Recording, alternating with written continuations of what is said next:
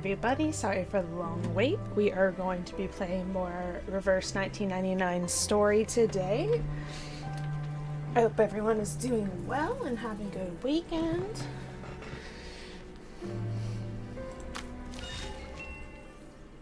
Let's see, so this is 5. Chapter 5. And we left off on 16.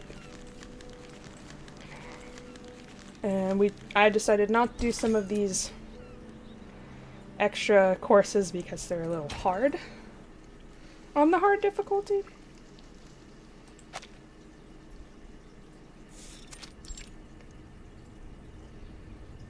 What? What am I looking at?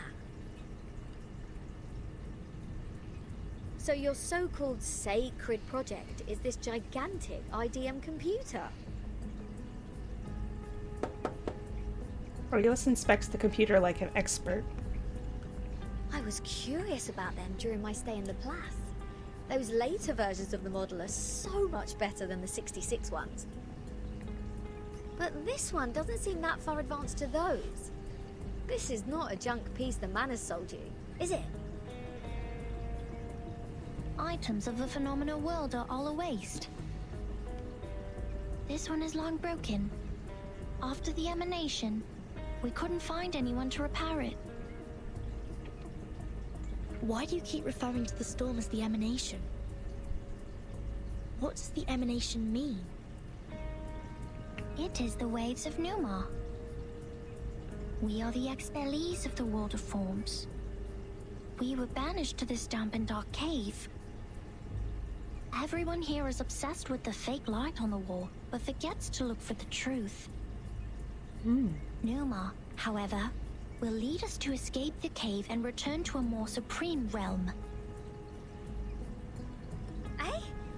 You make it sound like we're living in piles of rubbish. Aren't we? Of course not. If you ask me, I'd say you have absolutely no idea how wonderful the outside world is. Because you have never left here to try it yourself. Dr. Pepper, the music festivals, Rory Storm, the Hollies, Dr. and the Pepper? Rolling Stones. I love There it. are too many to count. The Rolling Stones. If it weren't for this sick storm, I would still be riding a motorcycle in one of those races in London. Your soul must be pretty contaminated. And the computer, they can calculate extremely large numbers within seconds, better than hundreds of thousands of you combined together. In the case of numbers, it's not the bigger the better. Also, this computer has never played a useful part in our study. Come on, mate. You people just leave it in a cave. It's like sending an infant to the kitchen and waiting for it to bring you dinner. Never mind, you'll see what I mean after I fix it.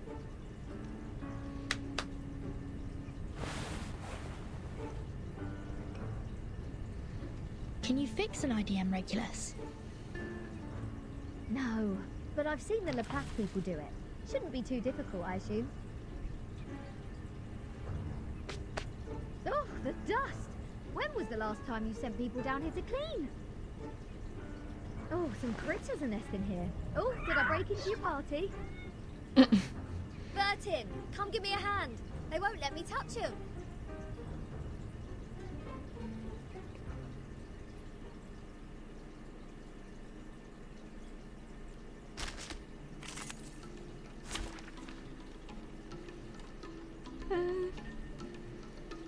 We'll go with this team, sure. Why not?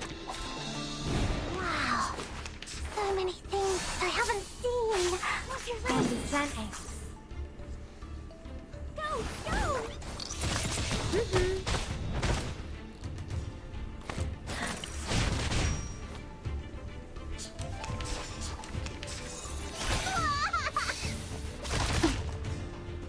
Be serious. Stay focused. Stop lightning. Stop lightning. Say hello.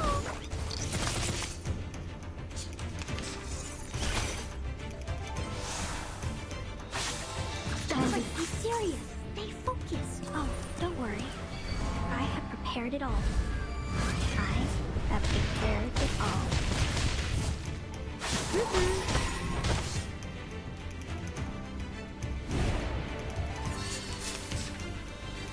That's nice. I tripled the ingredients this time. Am I supposed Say hello.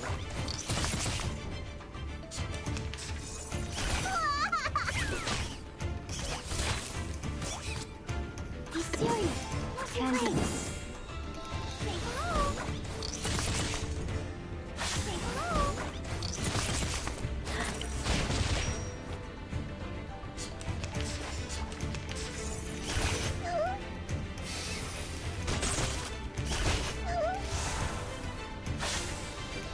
The show's on. Be serious. Stay focused. Time waits for no one, even for a great food.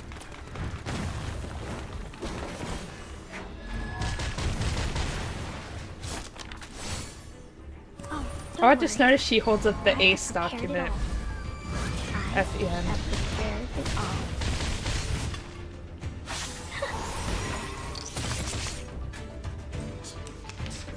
all. You're about to die of poison damage, most likely. Bodyguards! Where were the bodyguards? Yep, get wrecked. Fair game. You weren't even a part of it, but that's okay, Spathadia. We still love you. She's cute, and I like her. Green numbers appear on the screen. After getting rid of the parasitic pest, the dusty behemoth begins to miraculously return to life. You fixed it. All you gotta do is get rid of the It's great pests, to have you my clean guy. the laboratory, Regulus. Your floating point immediately reduced. My what? Oh, is that a compliment? Sounds like one to me.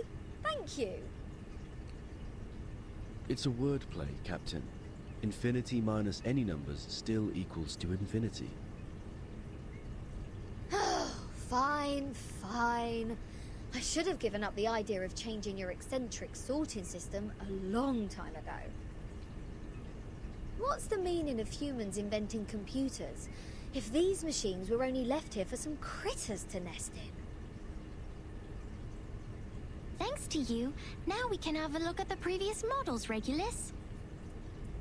But it's a pity since it only has the data before 2003. Everything in the past 4 years has gone missing. 37's fingers are dancing over the keyboard. She seems surprisingly familiar with operating this computer. This is our chronology, Vertin. From 1999 to 2007, the emanation has taken place 7 times. Wow. In the initial 4 years, the emanation has a pattern. First, it brought us back to the 90s, then the 80s, and then the 70s. After that, it suddenly leaped to the 30s. In the subsequent 3 years, it took place twice. Interesting. Every record here can perfectly match what is in the Foundation's files. Wait, these are the records before 2003, you say?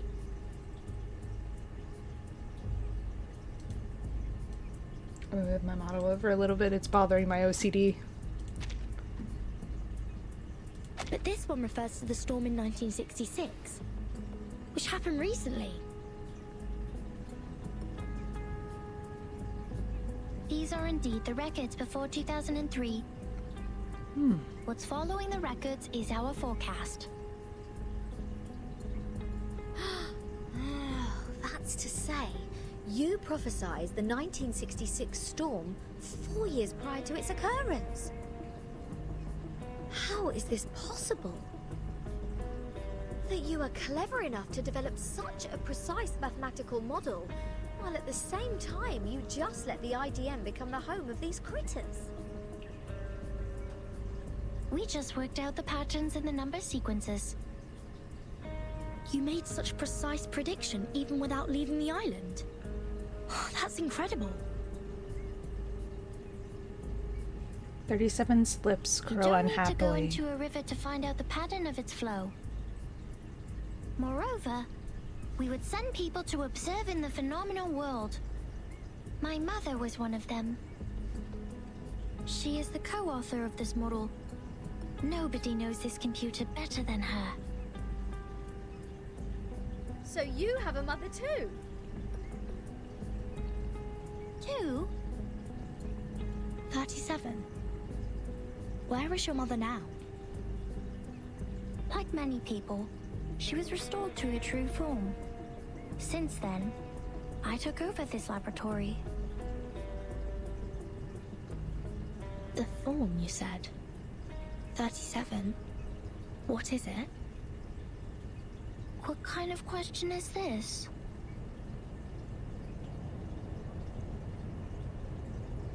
The form, or the essence, is what's left of you after all the fakeness has been peeled off.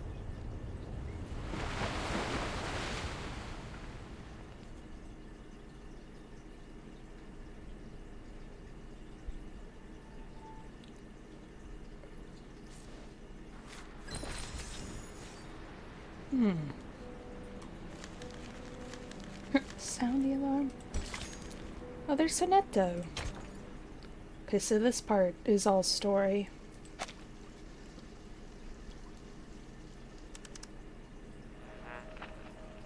Now we are listening to the New Year collection. The world-famous painting Mona Lisa was found and returned to Musée du Louvre in the afternoon of December 13th. The U.S. Congress passed the Federal Reserve Act on December 23rd, formally establishing the Federal Reserve System. The conflict between Austria-Hungary and Serbia has escalated. Bulgaria challenged the Bucharest Peace Treaty. Tension is building up over the Balkan Peninsula. In London, futurists gathered under Big Ben, celebrating the upcoming 1914. This is news of the outside world?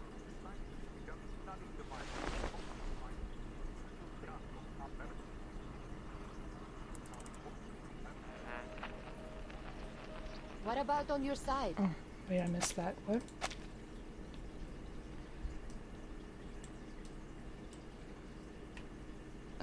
Sonetta puts Miss Radio to her ears, paying full attention to the unfamiliar news. After the snatches of news, when the channel knob has been turned to the right end, a familiar voice calls out.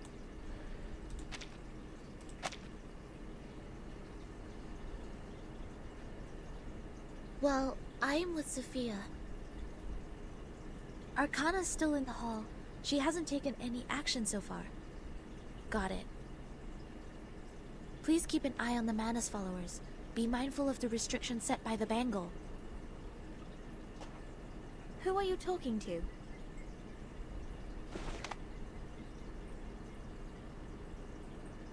So immediately hides Miss Just checking Radio up on behind Lilia. her.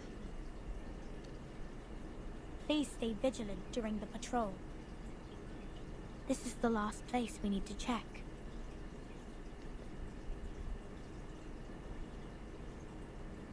On the white soft beach, there are several geometric bodies in different shapes. Some have sunk deep in the sand, while others are still standing unyieldingly. Just like a minimalist art exhibition. We must keep this graveyard clean. Our dead deserve to be left in peace and undisturbed by the phenomenal world.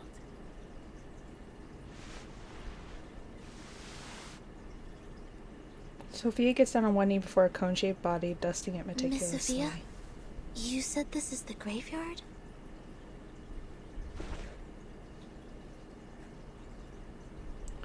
Her hand Yes. quivers a The bit. geometry graveyard, it is called. 4 years ago, my father was restored to a geometric body on his way back to the island. So was 37's mother, who was also on that ship.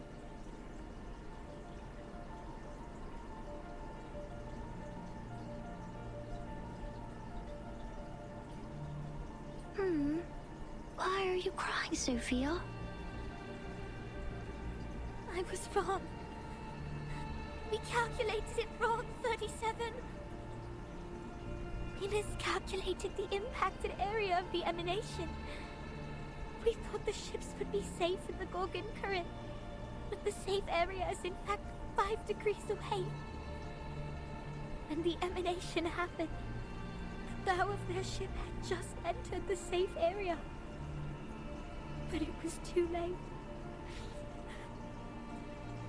My dad is gone. So is your mom.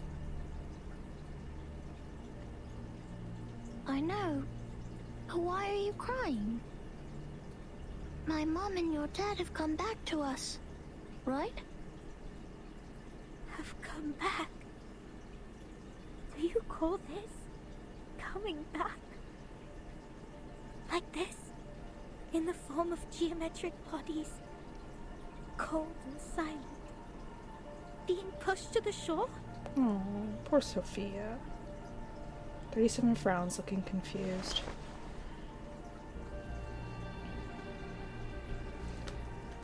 I missed that first part. Hold on. But then the corners of her lips turn up. As usual, she works out the answer within seconds, swift and precise. No. They have gone somewhere further. Look at them. These geometric bodies. How pure and how elegant. I've never seen such perfect geometric bodies before. If they are not from the eternal and transcendental world of forms, how should we explain this? 37? I'm going to study the emanation, Sophia. This is the best chance ever. The transcendental world finally opens its door to us. We will reach our hands to the forms and explore the oldest and eternal laws. Will you help me, Sophia? Next time I will definitely make a better calculation. I promise.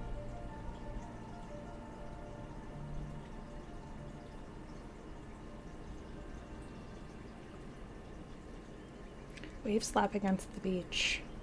In the fine sand, the geometrical shapes are bathed unyieldingly in the moonlight. Despite the endless tides, they maintain their form, never eroded nor wasted away by time. An eternal monument. Sophia lowers her head as if she is trying to cut herself out of a miserable memory. Thank you for assisting 37 with her research, That's so Neto. sad. No, I didn't do anything. Timekeeper knows the storm better. You have helped us greatly by just coming onto this island. For all this time, 37 has been locked up in the laboratory, refusing to talk to anyone, nor participate in any group study. Since the 2-day emanation in 1929. It is you who helped her revive her interest in other affairs in Apiron. These are Timekeeper's contributions. I barely did anything.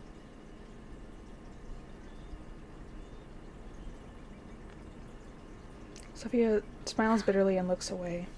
I can't help 37. Because I don't see the charm of numbers. I lack the perception that an integer should have. That's why I can't see my own number. The number's charm? Sorry, I have never thought about this. For me, Arcanum is my inborn mission. If you ask me, you are an unbelievably excellent Arcanist. You can flatten the ground, clean up the beach, and rectify errors. You did it in an efficient and precise manner, which is already an advanced ritual. Any students who have sworn to knowledge can do this easily. They aren't doing my job because they wish not to waste time on these trivial fragments of the phenomenal world. Because they have seen the truth.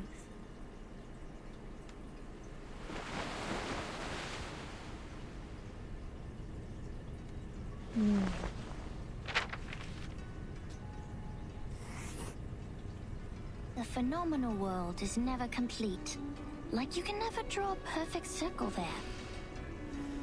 No matter how much time you spend on it or how sophisticated your device is, it is impossible to draw a perfect circle in the phenomenal world. Arrows always exist. The floating points after the decimal can be reduced, but not destroyed. The perfect circle only exists in the abstract transcendental world. Of course, anyone in the world can find out the value of pi through the most primitive method. Egyptians, Greeks, Chinese, and Babylonians, they have all tried. They made circles with twine, painted on the ground with twigs, or measured the land with cubit rods, but none of them actually drew a perfect circle. However different their practices were, they found out the sole truth, the approximate value of pi. Because the essence of the circle is hiding in the imperfect manifestation of it.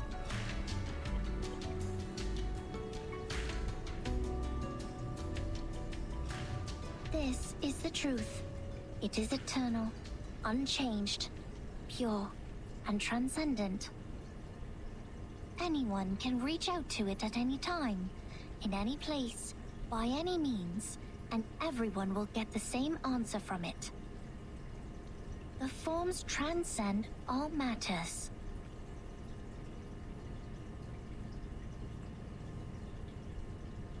The world of matters we live in is being flooded and destroyed by the tides of Numa. When the tides recede, what is left on the beach is the essence. This doesn't sound right. Let me think. How come your theory reminds me of the Manus Doctrine? 37. We see the storm very differently. Among all the other things, we saw it first of all as a disaster. But earthquakes, floods, volcanic eruptions, these are also disasters. These catastrophic events happen not because they have a reason to destroy. They just happen in this world, like we do. This is what my mother taught me. She must be proud that she's a perfect geometric body now. I'm sorry for mentioning your mother. 37 frowns. Why do you apologize, Furton? Are you feeling guilty? This is a very unusual feeling for a number like you. I don't get it. Why did you say my number is 0?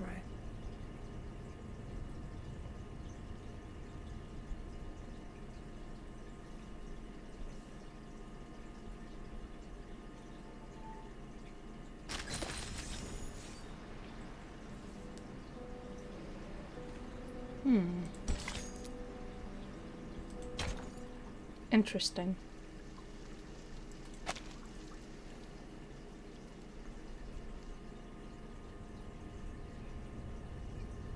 I just saw it.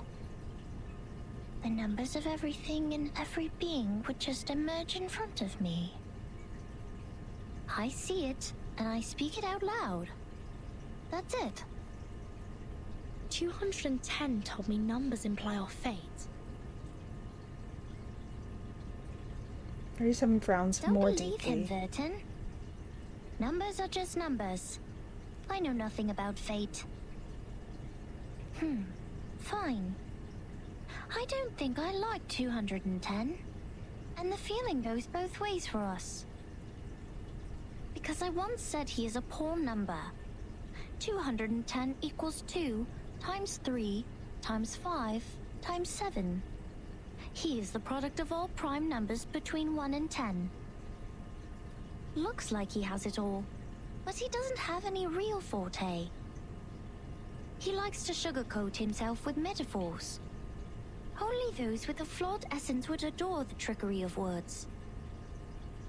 This is indeed an extreme comment. And 6 is no better. Every leader of a Piron has been a 6. 6 is the perfect number since it equals the sum of all its proper divisors. 1 plus 2 plus 3 equals 6. But this number has been overrated. He's not that special. What about your number? He's not that special. What does 37 mean? I don't know. I am 37. I've known it since I was born. So does everyone else. People told me what it means, but I have never tried to prove their theory. I know very little of fate, so I always think, even if I find out their essences, does it mean I have known them better?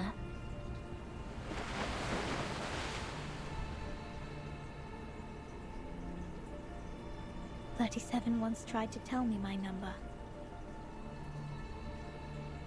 Sophia takes a deep breath. She wrote it down and put it into a bottle, but I couldn't get up the courage to open it. I didn't want to know. I once made a horrible mistake. An unforgivable miscalculation. It makes me worried that I may also be a mistake. So I threw the bottle into the sea.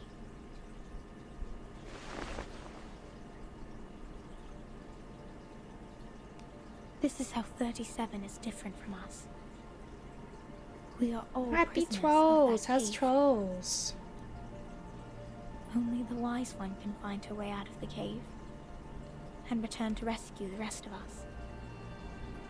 I'm the ignorant prisoner who sits, and she's the wise one who returns. I will be crushed into dust by the truth, while she will be the star shining above it.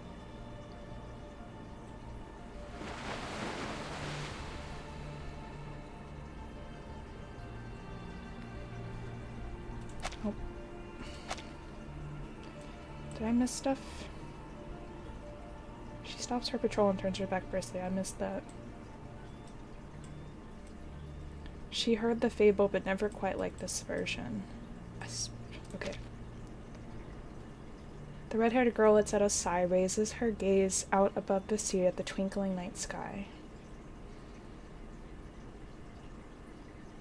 Well... The truth is like the stars in the night sky.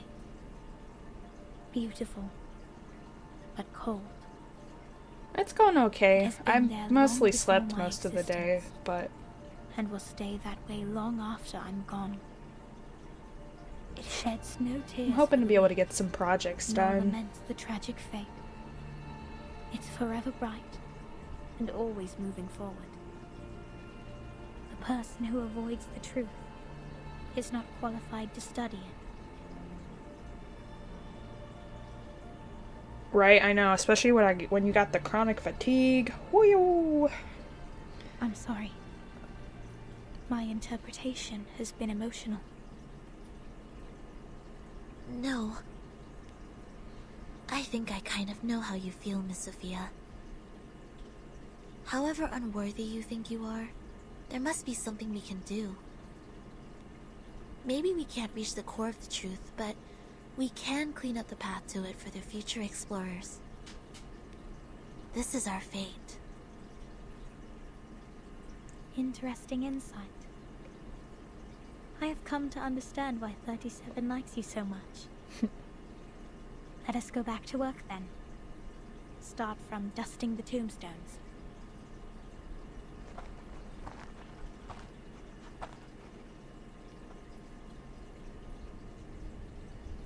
Alright, I've had enough of these Sol Numa related idle topics. I want to have a look at your model. Wow, seriously? How did you get this far? Regulus eagerly pokes her head over, but 37 is faster. She has switched off the computer swiftly. This model has been proven wrong. For 4 whole years we had been optimizing it. But the emanation in 1929 only lasted for 2 days, which means our calculation was entirely a failure. That model is just like this computer. It's a piece of junk. And this is all I can present to you. 37 drops her head, looking sad. No, Not It's the not junk. sad. I think Don't I know be why your model didn't work. sad. What? Manus Vindicte has changed history.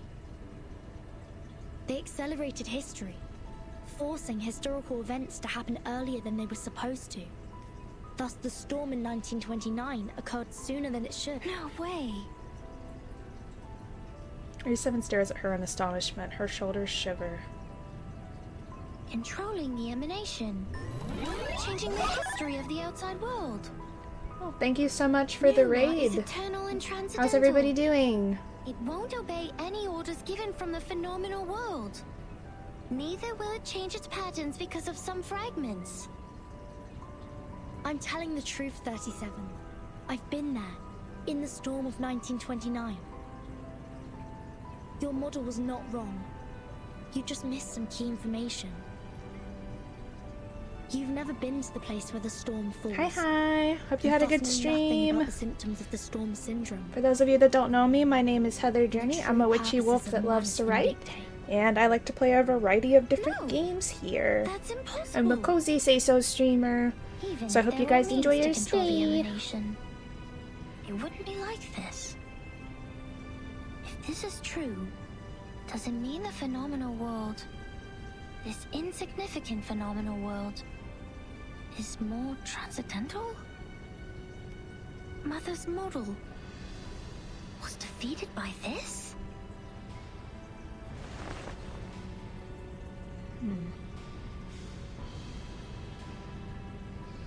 Oh, I missed that again. Hold on. She holds herself with a pale face as if making a tough decision. Eventually she speaks up again with great difficulty. Yee, I'm trying to finish the story because I keep forgetting. Listen, could you give us proof? The proof that Menace Vindictae accelerated history and triggered the emanation. I swear I wasn't lying. No, not like this. To prove it in front of a Piron. Go to a sacred place. To the Hall of Truth. In the depths of the cave. There, everyone can see the essence of the world. I beg you, give them your proof, just like how we submit the proof of our soul number.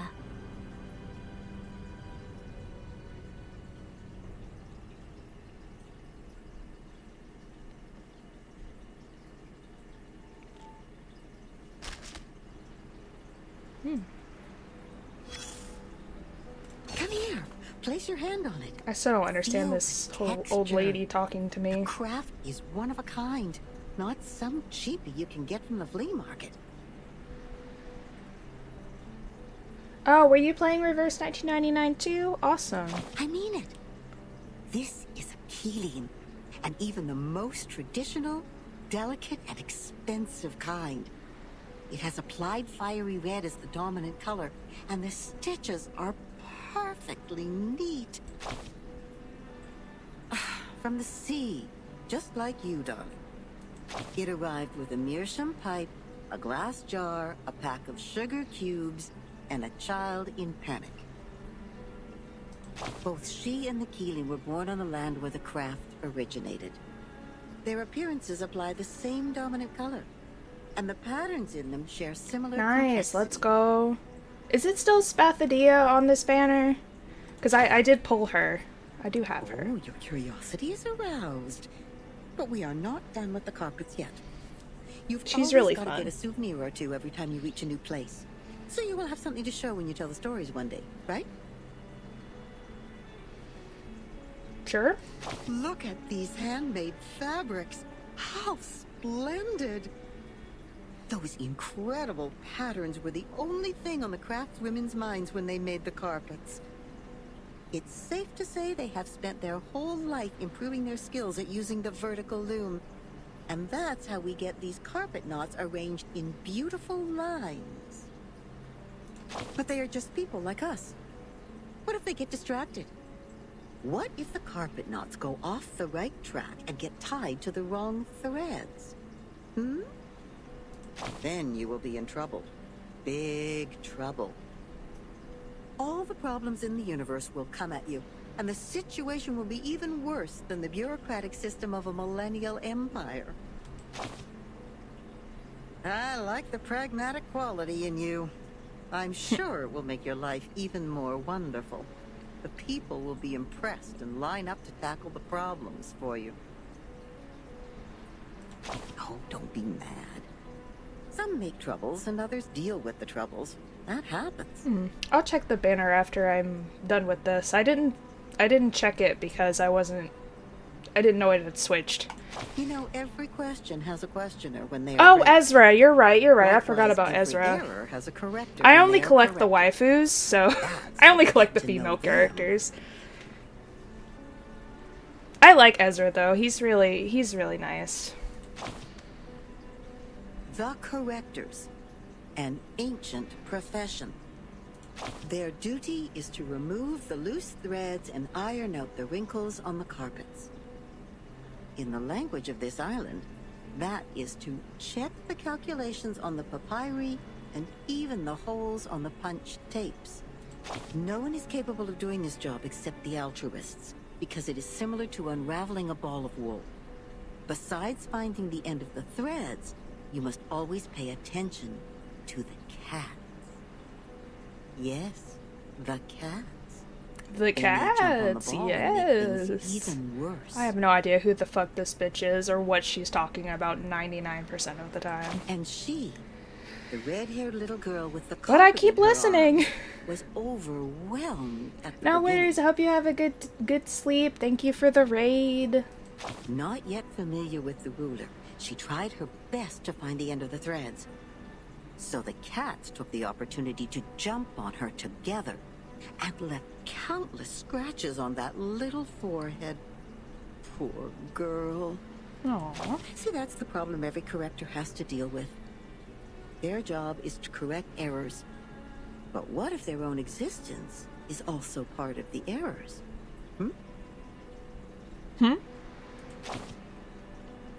Oh, it's no big deal. There is more than one loom in this world. She left the complicated patterns behind and came to this simple kingdom featuring numbers only. There she made the first contact with a spinning loom named geometry. She had never seen anything like that before, and it was almost impossible for her to comprehend how it worked. She could hardly convert the numbers on the books into an actual diagram in her brain. Without a whole picture of what she was working on, she resorted to her hard work and more hard work. Then a long time passed, leaving one wound after another on her fingers. Later, the wounds even became calluses.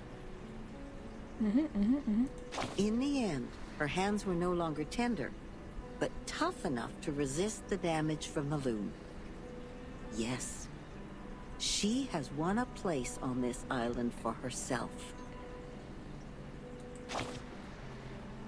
Yes, she's a quick learner. She learned even faster than some of the locals. But that was not enough, because she has been outmatched by her playmate, the leading one in the field of mathematics on the island.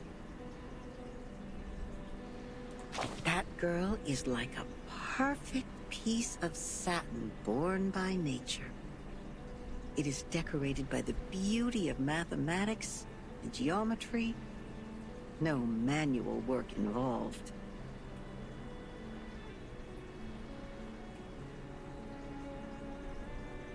In order to reach the showcase where that perfect piece lies, and to stay on the right track and fit into the school, she has done everything she could.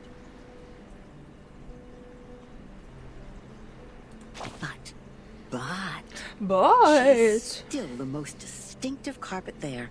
Anyone can tell that as long as they spend some time on the island.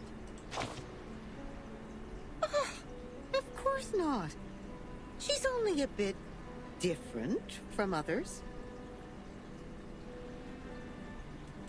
So she will continue to weave on the loom until one day the spindle pierces her callus and the fire burns everything to the ground.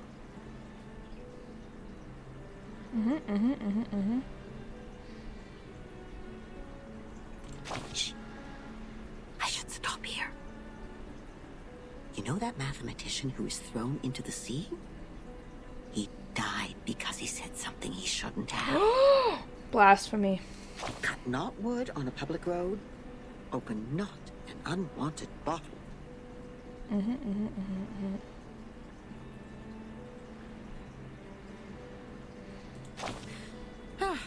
I don't know what to say next. I guess the best line for this circumstance is, see you later.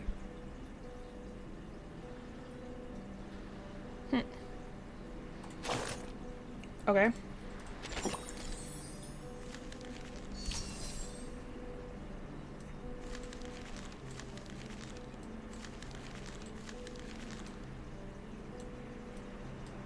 Interesting. Oh, let me...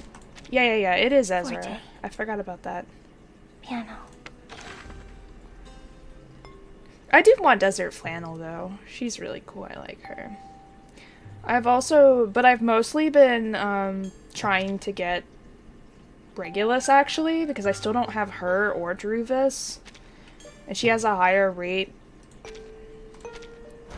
right now. Damn. Alright. Fine.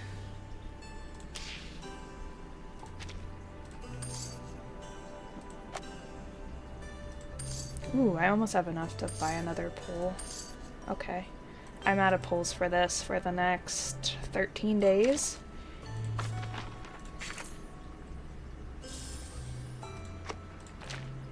Alright. I'll do that later. That takes a lot of time. We'll just keep doing story stuff on stream, you're right. Get more poles, everybody.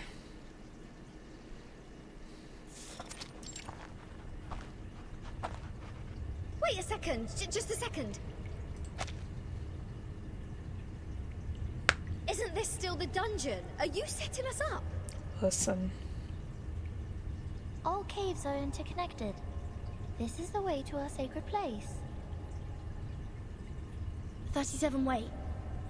I remember Sophia once told us that trespassing on the sacred place is a serious crime. No worries. The restrictions were to help us not be distracted by the unimportant details in life. It would not stop us from seeking the truth. Excellent. I will tell it to the Abraxas when it shows up.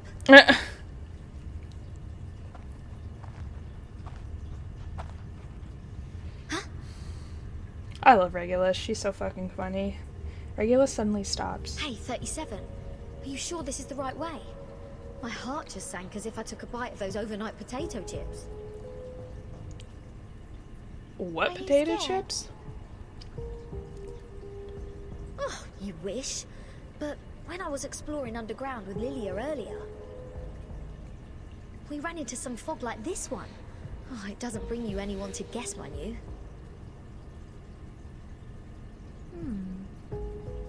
Maybe you were their target because you are an irrational number. Is that how it works? Oh, is that so? You integers will be fine then. Good luck. Don't beg this pirate for help later. Oh my god. Hold that. Something is coming out. She said what she said. Oh! Several strange figures emerge in the fog, staggering over. Don't kill me, please. Thank you. Roosted a head with two snakes as its feet. Abraxas. That's weird. Why are they here? They're coming for us. Ha! What did I say? Don't beg. Regulus, prepare for battle. Okay, I know. I was just teasing her. Regulus whistles and charges towards the enemies with excitement. Oh! An extreme pain comes from the wrist. It's the stone bangle which is radiating burning heat. The stone bangle is activated. But they're just Abraxas. Regulus, wait for their attack. Do not kill them. What? What kind of request is this? Listen to me, Regulus. That's of prime importance. Fine. If it is of prime importance, this pirate will try her best.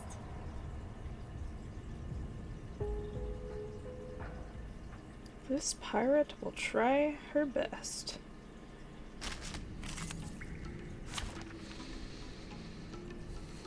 We'll just keep using this team, you're right. Wow. So many things that I haven't seen. Be serious. Stay focused. Say hello.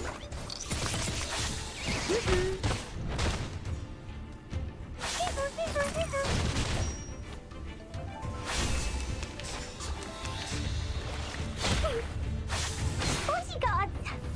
Where are the bodyguards? Be serious. Stay focused. Unconventional choice. Not lightning. Go!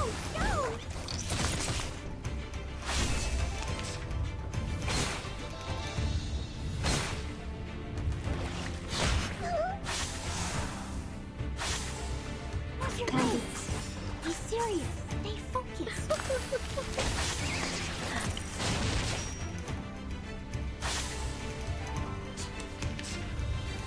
Bodyguards! Where are the bodyguards? The show's on. Who's that? Time waits for no one. What's Even for a that? great-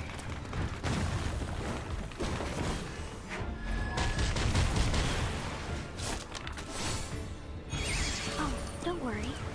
I have prepared it all. I have prepared it all.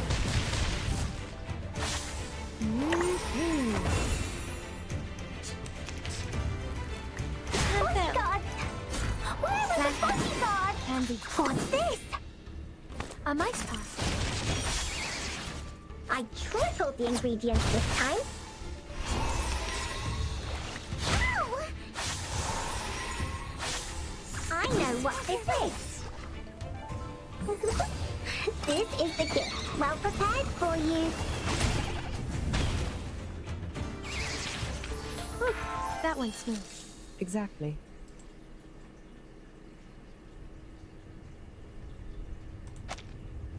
That's it. I still have 10 more songs to play.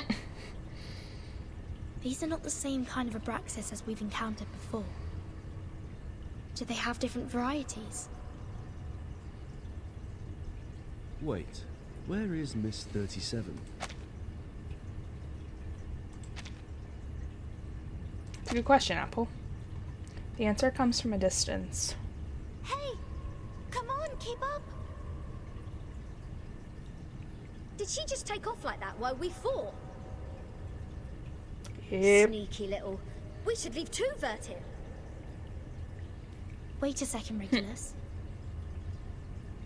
Do you sense anything familiar in the fog?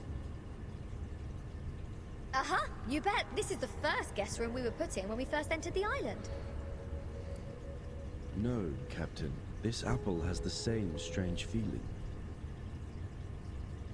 We saw the rise of Ceres in the same kind of fog. And before that...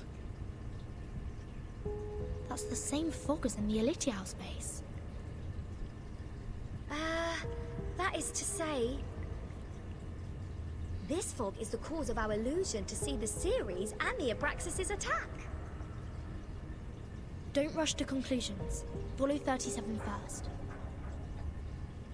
Oh, and what's that series you were talking about? Uh-huh. She's doing her best, everybody.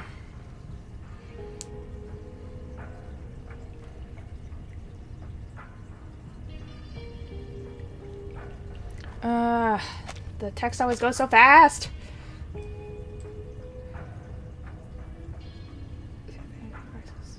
The fog gets thicker and thicker, yet the surroundings are becoming brighter and brighter, as if there's an invisible light source hidden in the fog.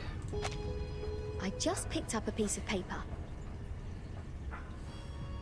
Like this, just bent over and reached to the ground. Regulus bends down and reaches for a flicker of light in the darkness. When she straightens up again, there's a classic manuscript in her hand. What book is it? Oh, probably just some math problems left from the critter's breakfast. You never know. Not the math problems. Wait, the compound of alchemy. The 12 gates leading to the discovery of the Philosopher's Stone. This is that alchemy handbook given to Edward IV by George Ripley. Why is it here? Look at this, Captain. Of the Great Stone of the Ancients by Basil Valentine. The 112 books by Giba, Emerald's tablet in Latin.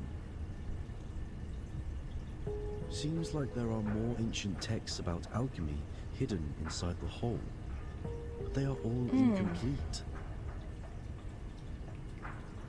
Oh, so maybe I need to crack some more crossword puzzles to find out about this. Our caves endow people with wisdom. Our secret knowledge is hidden in the silent boulder walls.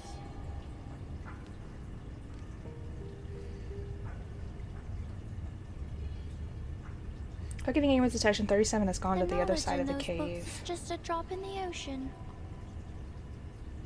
Follow me, Regulus.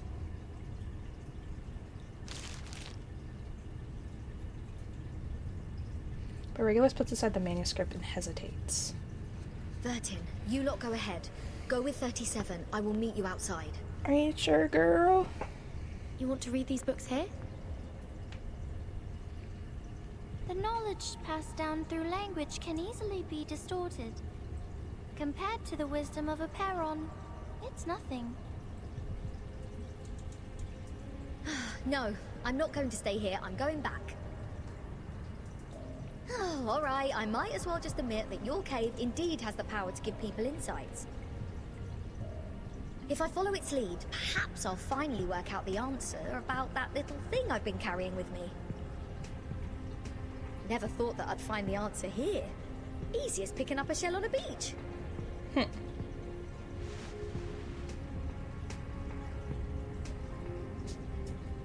What? You don't want to get closer to the truth? Oh, of course I do. And that's precisely why I don't want to get to it so easily. I don't want it to be fed into my brain. Come on, it's the ultimate truth that we're talking about. If someone just tells me the ending of Lord of the Flies before I enjoy the book, I will throw them into the sea as you people do. That's fair. Oh.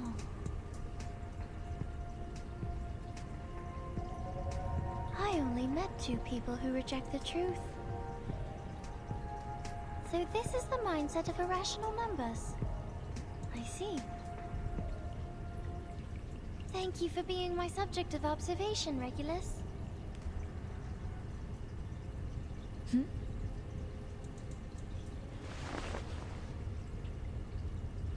Go, Vertin. We have a long way ahead. Be careful, Regulus.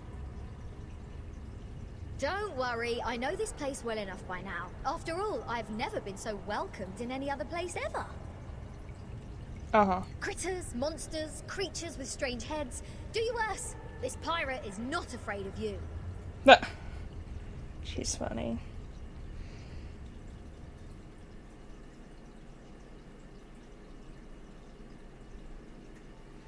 To be continued. Stretchies! Happy stretches, everybody.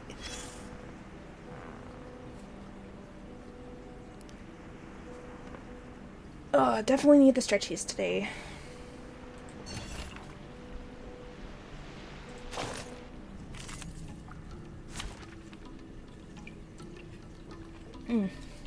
Thank you for the tea time.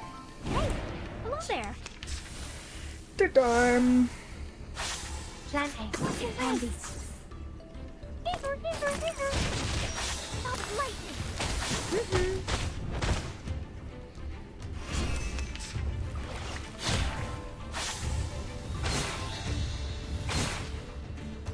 Be serious. They focus your race.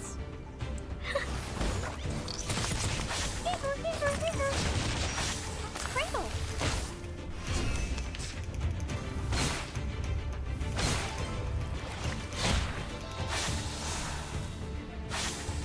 Plant A. Be serious. They focus. Unconventional choice. Stop lightning.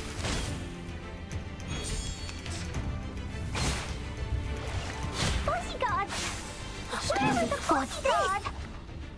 Time was What's even this? for a great feat.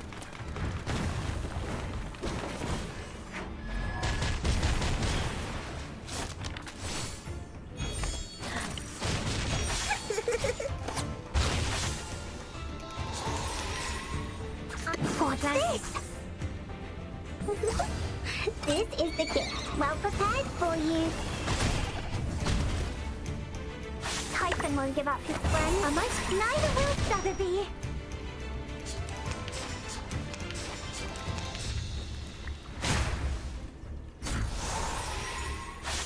The clan handy.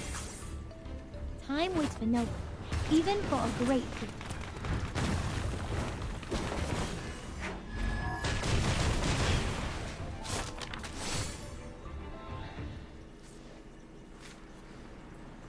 We did it, everybody.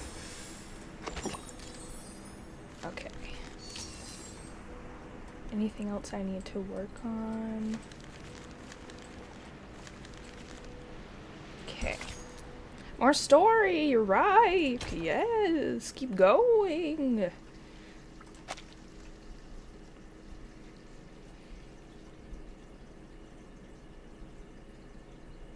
Up here on the boundless, the beginning of all things. Everything originates from Ooh, it this is and so returns pretty. to it. Look at this. Infinity Animation has no start and style. no end. But nothing would come into existence if there's only infinity. Look up there, Vertin. That's so pretty. Now they are presenting in their true forms. Oh, In their purest so pretty. and newest forms.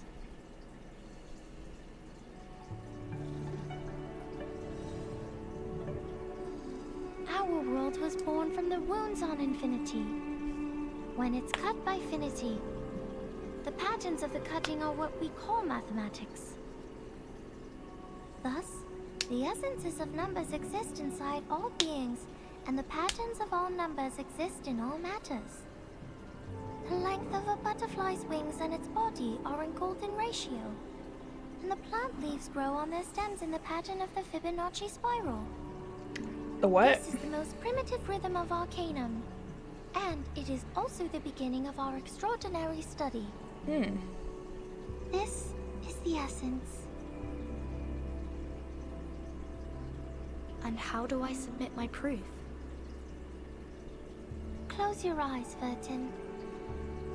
Only when your eyes are closed will your mind open up. Now, stay fully concentrated and recall the question you want to verify.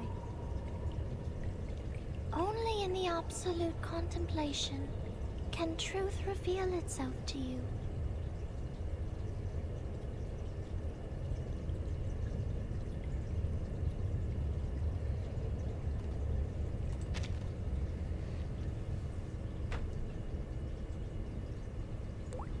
The body is tossed up and falls into the eternal silence. Yet the soul is thrilled, celebrating its hard-earned liberty. As it rises higher, it sees farther. It transcends the eternal wheel of birth and rises beyond the continuously running wheel of time. From the void to the first existence. From one to two, then to three. From points to lines, then to planes. Storm. The emanation. Look at her little freckles on her Storm syndrome. face. That's so cute. Where are they from? Foundation, Manus Vindictae, Aperon. What roles do they play? Why does the storm fall when history trembles? Why doesn't the storm fall into the misty land? What is the ingredient of asymmetrical nuclide R? All the clues from the past are getting here. Points make lines, lines make planes, and planes join into a net, the huge net of mysteries. The world is a dark underground labyrinth. But Numa can guide us to go beyond all things and reach the exit. Vertin, can you see it?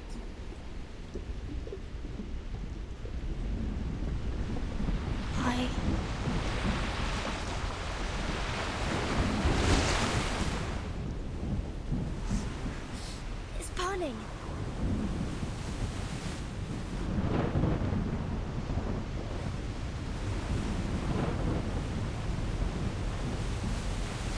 Oh my god. Why is the text like this? The stone bangle on the wrist becomes scalding again. The tranquil kingdom of truth disappears, replaced with endless chaos. What's going on? Is somebody fighting with the Manus now? What's happening outside the cave? Newton, why are you straying?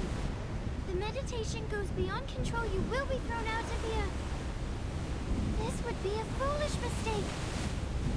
A repair on this is... Suddenly a voice comes into the mind. Like a strong wind blowing off the candle. No man shall bravest the storm and live. Including thee. Why she gotta be so hot though? She's such a bitch, but why she gotta be so hot though? That's not even fair. 37. It's not even fair, 37. My dudes. Oh, hi, hello.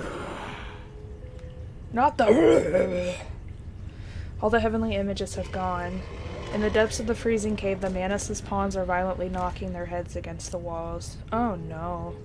By their feet, 37 is lying unconsciously, yet muttering incomprehensible words. The soul stone statue is still in the cave, looking down upon them indifferently. What happened? Were all those illusions? If it weren't for the heat of the stone bangle that wakes me up, would I go as crazy as they did? This stone reminds me of the spinning wheel.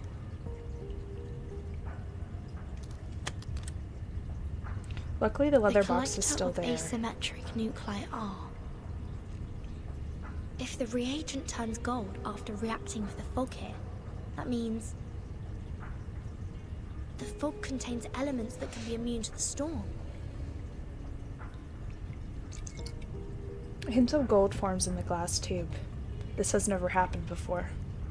The color changed faster than I thought. The concentration of R is hundreds of times, no, thousands of times higher than in the Manus' masks. In other words, whoever owns this cave can produce the protective equipment of the storm in big numbers. Is that the reason why HahnAraa is here?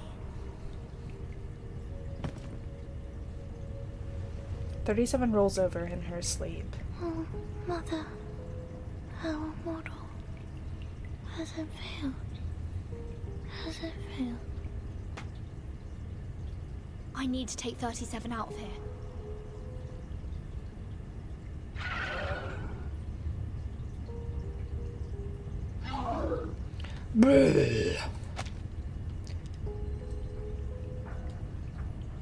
Oh, okay, I didn't miss anything. I was just being sure. More insane pawns are charging out from the shadows, blocking their way. So the Abraxas were people from the Manus. The fog here can affect people's minds, like those around the lake in my suitcase.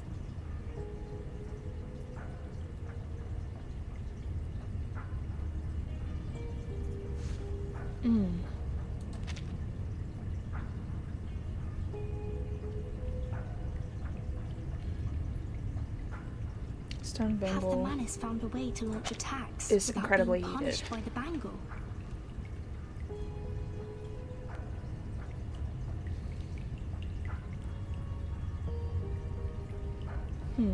Oh, did I not hit auto again? My Don't they bad. care about the price they will be paying anymore?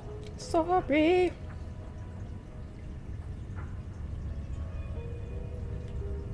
I hope Regulus didn't throw my words to the wind. I have to get rid of them first. It's all and good. Go out to join It's the all others. good, Regulus. I believe in her. You believe in Regulus, everybody.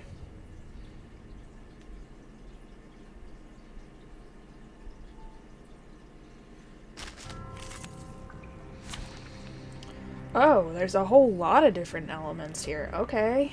Alright, okay. Mineral star. Literally one of everything.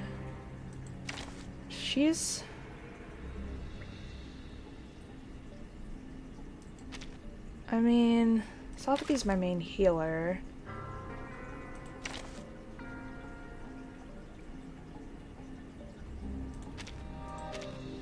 So let's put Voyager in here because she's a higher level.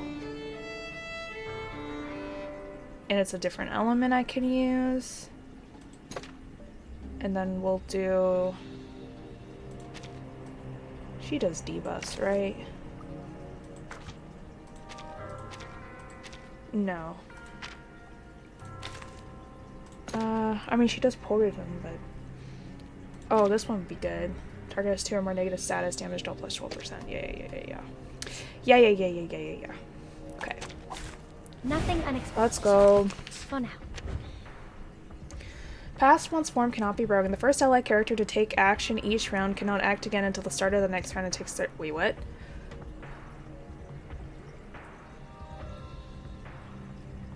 Takes 30% decreased damage for the duration. The peace agreement no longer works. Or is it safe as long as the contracting parties have no intention to fight? That's Conditions are confusing. not clear. A reckless attack may lead to the punishment of the Bangle. I have to be careful with the method and timing of attacking. Oh, I can't do auto. Okay.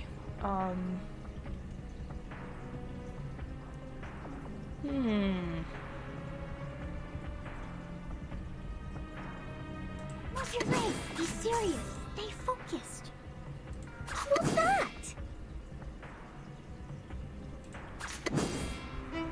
That's lightning. It seems to be mixed up. It should be fine, right? Please don't.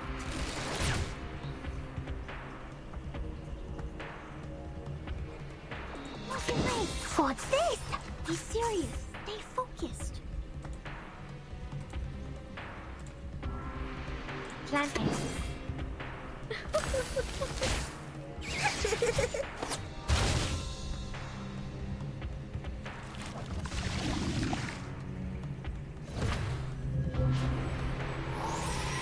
Wait. The body is melting. I'm sorry. The fuck? It turns into a seed. So this is how the Manners fight against the restrictions. They sacrifice one man to feed another.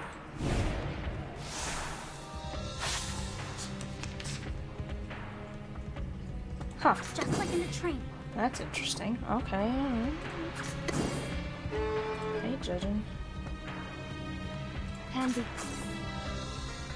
Plan A. Oh, don't worry. I have prepared it all. I have prepared it all. Eating.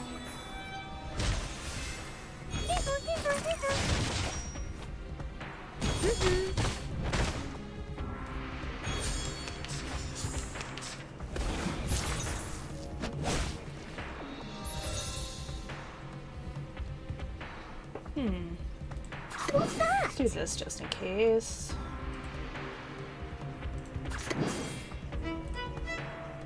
Plan B. I'm gonna do this, I guess. Please. Listen. Unconventional choice.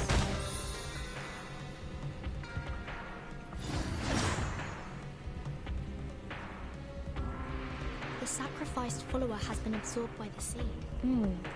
Is this some kind of ritual? Okay. One can see the form of everything. 37? Can you hear me?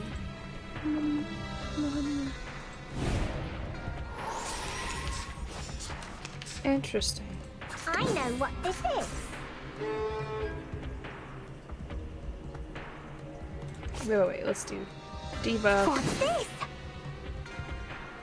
Then I know what this. this is. Be serious. Stay focused. It seems to be mixed up. This should be fine, right? Because this all release the poison all at once.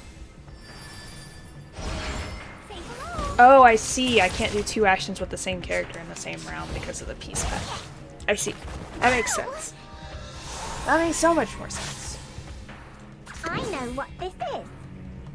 What's your race? Be serious. Stay focused. This is the gift. Well prepared for you.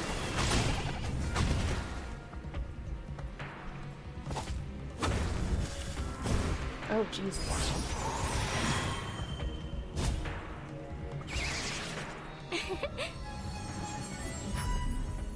The dead followers turned into geometric symbols.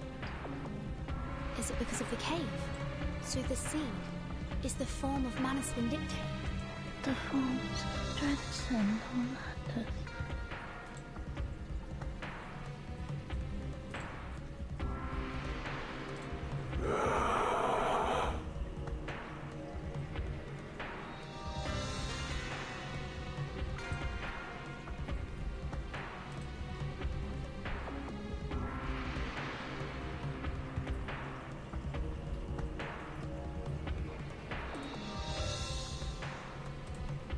Sorry about that.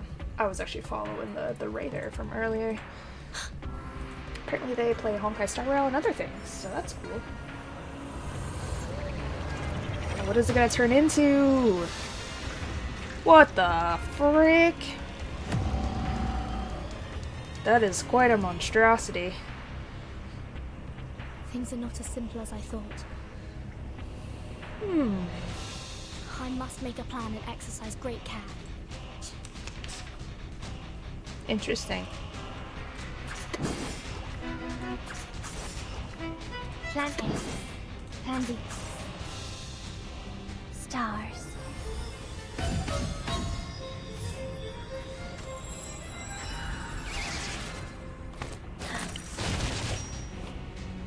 3, 2, 1, down.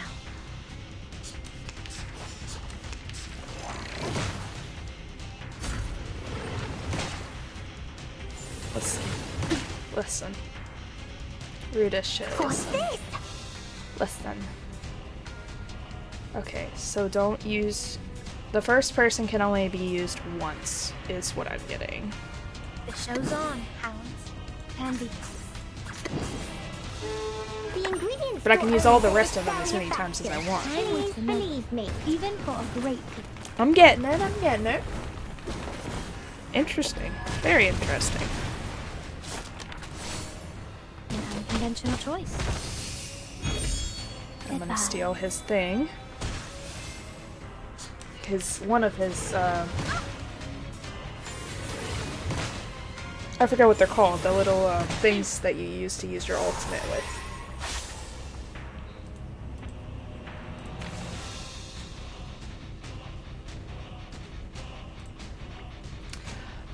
Okay, what are we doing? What's that? What's your race? Be serious. Stay focused.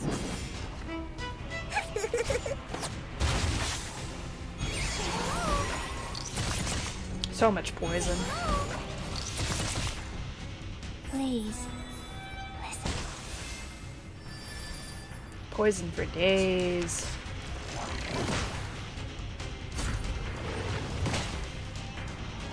Okay. Just like in the train.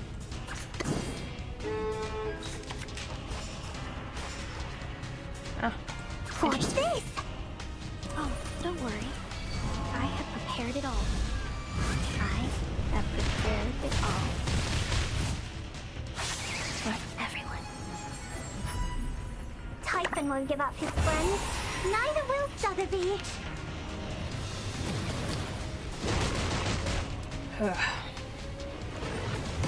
Don't kill Jessica, listen here. It's rude as fuck. Listen. I know what this is. Listen. What's your race? Listen.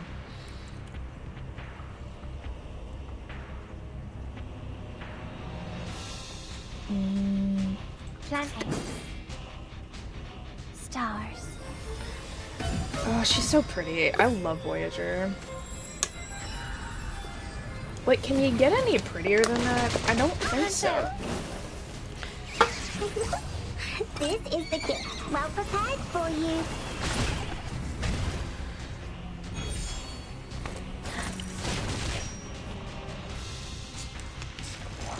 Campbell. Ow.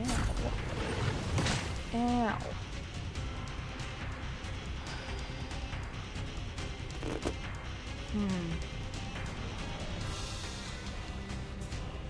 What's that?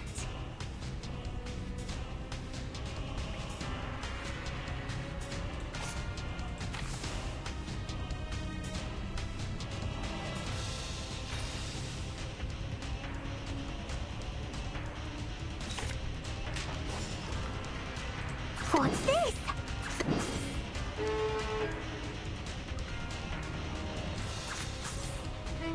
Typhon won't give up his friends. Neither will Strategy.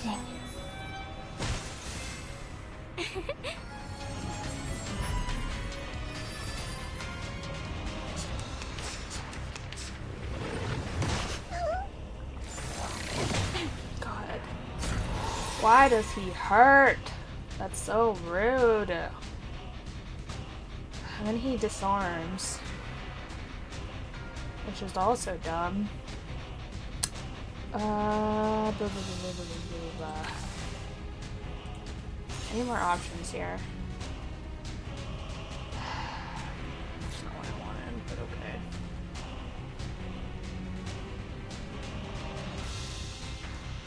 What's that?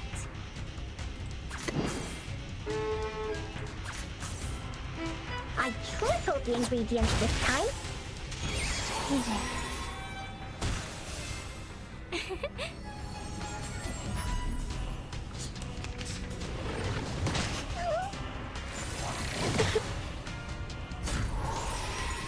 Ooh, that poison damage. It's working. It's working. It's working.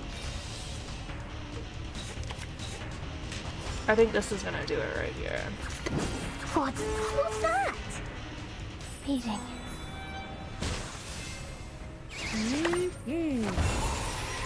Bodyguard!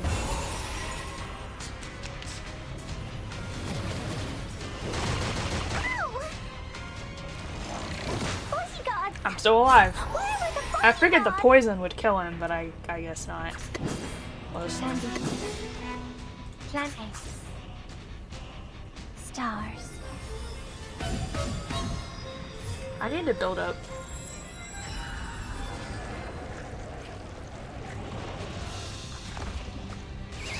Form of Manus Vindictae. It's more distorted. I than need to build up thought. Sotheby's levels because she's like my main healer right now. It's all over. Yes. Great. Wait, I didn't get the 2 stars on it, but that's okay. Listen, he was hard. Okay, listen. Listen.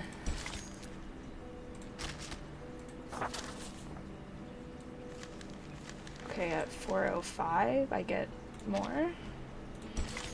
More? More? More? We're just gonna keep going till either I beat all the story stuff or I lose all my The stamina. suddenly emerged everywhere like ants. Lilia and I couldn't take them all down. I would have acted sooner if you hadn't told me not to pick fights. A mad pawn roars and jumps on them, but is immediately being pulled off and knocked out by Lilia. His limbs twitch horribly and his body soon shrivels. Brilliant! All they want is to attack, even if their blood will be sucked out. Insane!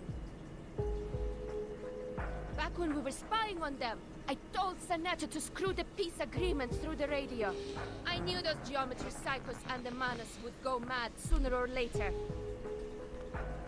They were not that crazy when they were solving the math problems. There!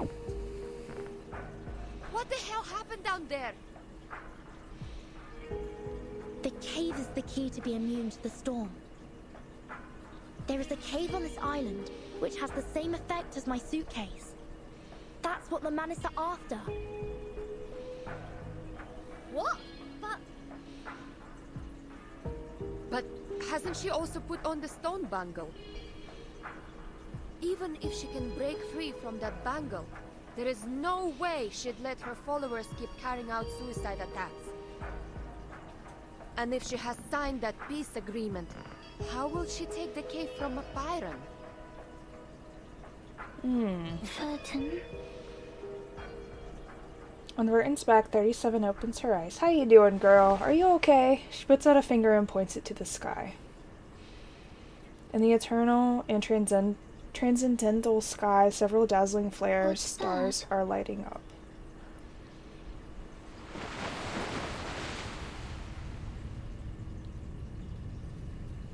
The Hall of Apiron is in deadly silence.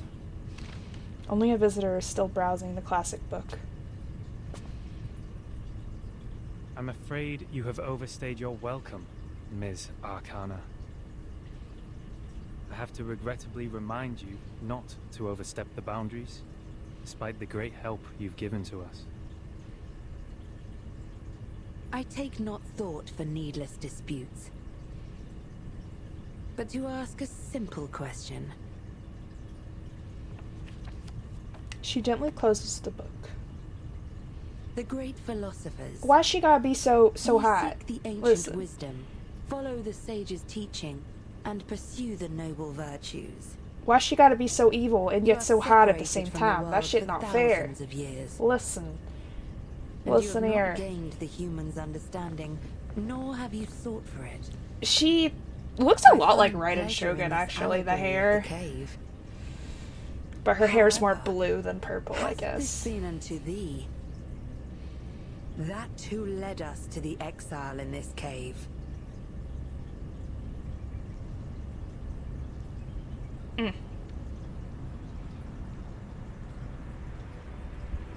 Oh! The flare stars are approaching. Oh, they're airplanes. They move in an orderly manner as if they're a group of what? That was way too fast. Come on now. Group of swifts returning to their habitat. I've never seen these before. Airplanes! Why are they here? These things should not appear on this island. It's a Zora! How you doing, girl? Oh! Don't kill 37. Listen here. I will fight you. The eternal and ever-circulating current has been cut off upon the silent sea. A fleet in black is breaking the waves and sailing toward the island. Seneto, did you bring the humans' army here?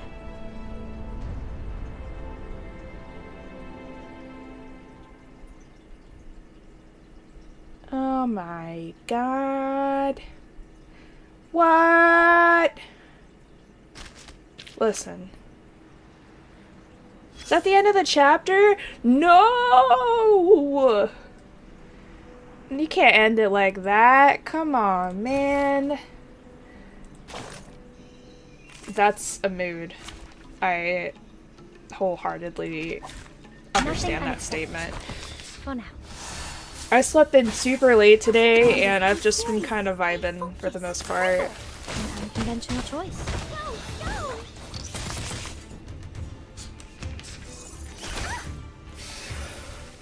Bodyguards! Where are the bodyguards? What's your race? Here. 3, 2, 1, down.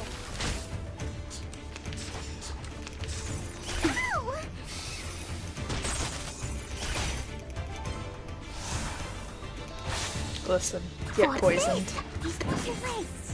It do be like that. It is super pretty. I really like this game.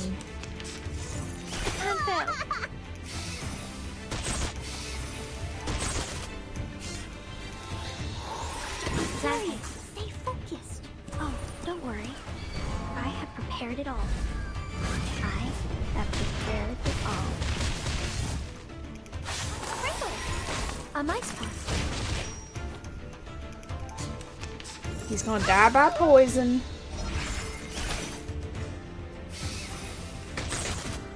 Get wrecked.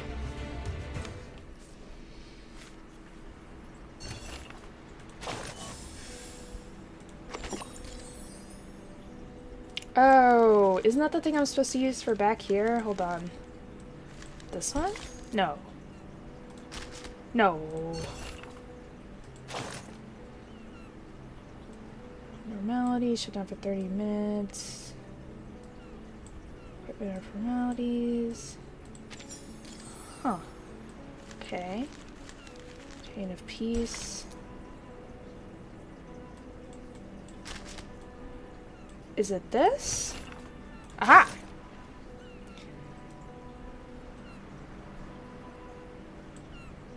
Interesting. Yes. Did I get everything? Okay, I'm not gonna do the hard battles because those are like way too difficult for me right now. I know that's a lot of extra like primos, but well, not primos, but you know what I mean. Interchapter. Okay, so we got an interchapter. Okay, alright. Okay. Let's see.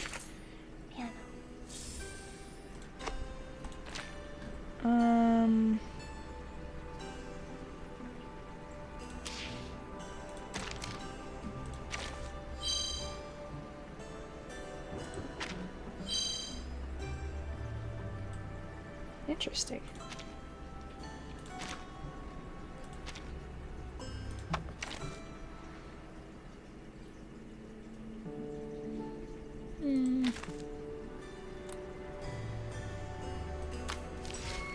I definitely don't have enough to,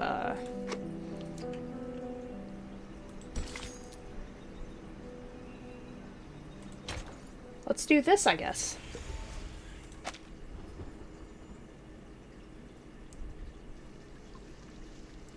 I don't have enough, of the little gems to, oh, somebody running. Oh my god. To do a poll, so... It's Sotheby! I love Sotheby. She's so cute. So many people here. They're probably around my age. A gorgeous sap green dress jumps into the library of SPDM. Its owner keeps talking in a sing-song tone like a chirping goldcrest. We've also got this many shelves in the library of Sotheby's Manor. Are there any alchemy workshops and potion warehouses here, like in our manor? The young lady stands on tiptoe looking around this place curiously. Where can I find Miss Buenish? Madame Z told me to come here, but she didn't give any other clues. The people here really need Mr. Teacup, who is always nice and warm to the guests. Just twist his teapot ear, then he can take you anywhere. If not so, placing a luck-a-day potion at the entrance would help as well. If I had made it before I came, Miss Buenish and I might have met by now. Or she will just pop up behind me. Are you looking for me? Oh, it's Matilda! Oh, oops, that was too loud. Where are my manners? She's so French. Matilda is so French. Sotheby straightens the wrinkles on her dress and gives out her hand like a real lady.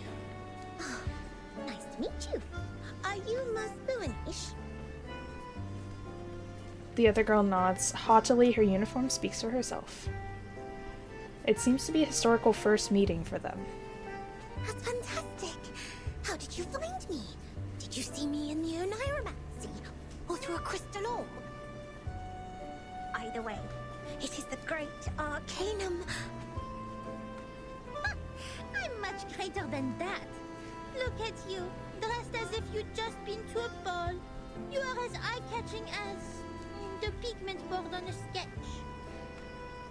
I saw you the moment I came into the library. A ball? Does the Foundation hold balls too? Non, I'm saying... Est-ce que tous les amis de Vertine parlent comme ça? Never mind. Madame Z told me you wanted to look up the materials on the mysterious school that believes in numbers here. That's right. Miss Mossel told me she will thoroughly check the documents in the Foundation archive. So I'll go through the books in the SPDM library. If we can find anything about that school, we can be of more help to Burton and her team. Yeah. I'm sorry, Miss Sotheby, but I'm afraid the situation is going to disappoint you. While you spend the last hour looking for Ticketler's ear, the kind-hearted monitor assistant already gained valuable access to the library. But I haven't found any records regarding the mysterious school that believes in numbers yet. Like a bolt out of the blue. Oh, but Miss Mossel said there are so many books here that they can cover the entire back of a Stronsay beast. That's a bit exaggerated, but she's right. Nevertheless, the librarian was transferred to a more important position years ago due to the storm. Many old books are not yet sorted. Some even went missing in the chaos. I see. The only relevant materials I could find are the stories of Pythagoras and some books on mathematical theorems. But I don't think they have anything to do with Vertin's issue. What Matilda sees now is a pair of tear-dimmed eyes. Oh, don't cry, Sotheby. I can't do anything to help them. Oh. Please stop being emotional. It doesn't work on this professional member of the Foundation. She looks away and clears her throat like a grown-up. Without field investigation permission, I can't take you out to collect information. But in fact, there is still another reference room only known to the most outstanding monitor assistant. Oh, whoa. Do tell.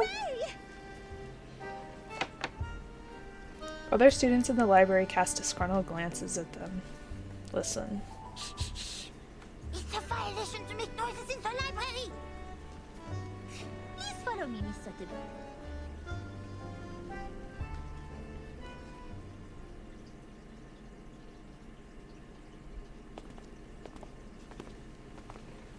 Tall shelves. Unfamiliar surroundings. An impossible mission. The girls walk through the shelves like fish swimming through coral. Thank you so much, Miss Buanish. You mentioned ball. I haven't heard that word for a very long time. I remember what Mr. Carson, my butler, had taught me. He said, express your gratitude to fair ladies by holding a grand ball. I'll write to my father and ask for a brand new, unsinkable and maneuverable rock and roll park. I'm sure he will gladly say yes. Maneuverable rock and roll park? She's like, I have no idea what the fuck you're talking about. We can hold a twist ball on it when Burton and her team are back.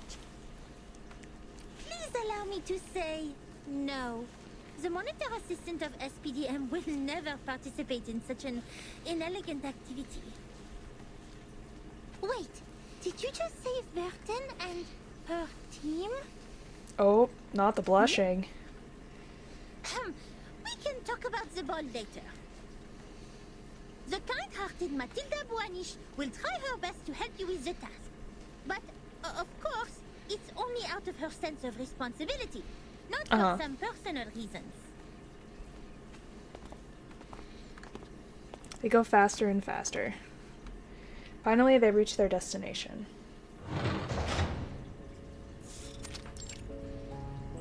Unnecessary information room. Oh no. Not unnecessary. Hold on. What did it say? To patch the fragmented errors in the future and to store and currently unimportant files and reports. People built this reference room in the shape of a box with gray and white walls. During this awful time, which might last for ages, people call it the footnote of history. Here we are. The reference room storing unnecessary information. It's a place ignored by most staff. Even so, this careful, reliable monitor assistant will not let go of any details. She knocks on the rusty sign haughtily. I hereby officially appoint you as the Chief Assistant of Monitor Assistant of SPDM. I will take my responsibility and teach you how to become a devoted Foundation member. Uh-huh. Matilda pulls off the cloth covering the archive cabinet. Dust rises in the air. Here is your first task. Read through these unsorted old files. All of them. All of them. She said, bitch. All of them. Monitor assistant takes a dusty file from the cabinet. The paper inside has already turned yellow. I have searched all the archived ones. These are the last parts. Most of them are discarded administrative documents, low-priority materials, and substandard reports written by rookie investigators. By the way, you should know I didn't sort any of them out for you, and they don't necessarily have what you want. It's all right. Leave them to me. I love reading. You'd better do. Here's the key. Keep it safe. You can sit on the cushions there when you sort out the files. I don't want your dress to stain the stone bench. I'll go see if I missed any files. Listen, this monitor assistant will test you on your familiarity with these files when she's back.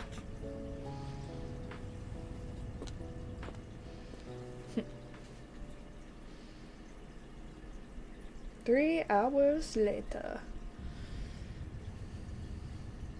Double check completed. Looks like I didn't miss any relevant files. Phew, quite a long day. I doubt if that spoiled lady can finish all the materials. She must have been bored and fallen asleep, waiting for her tea kettler in the dream. It takes much more than dancing at balls to be a Foundation investigator. I'll send her back to that teacher when she wakes up. In the end, it will be the kind-hearted Matilda who finishes the task for her. Being a great monitor assistant comes with great responsibility.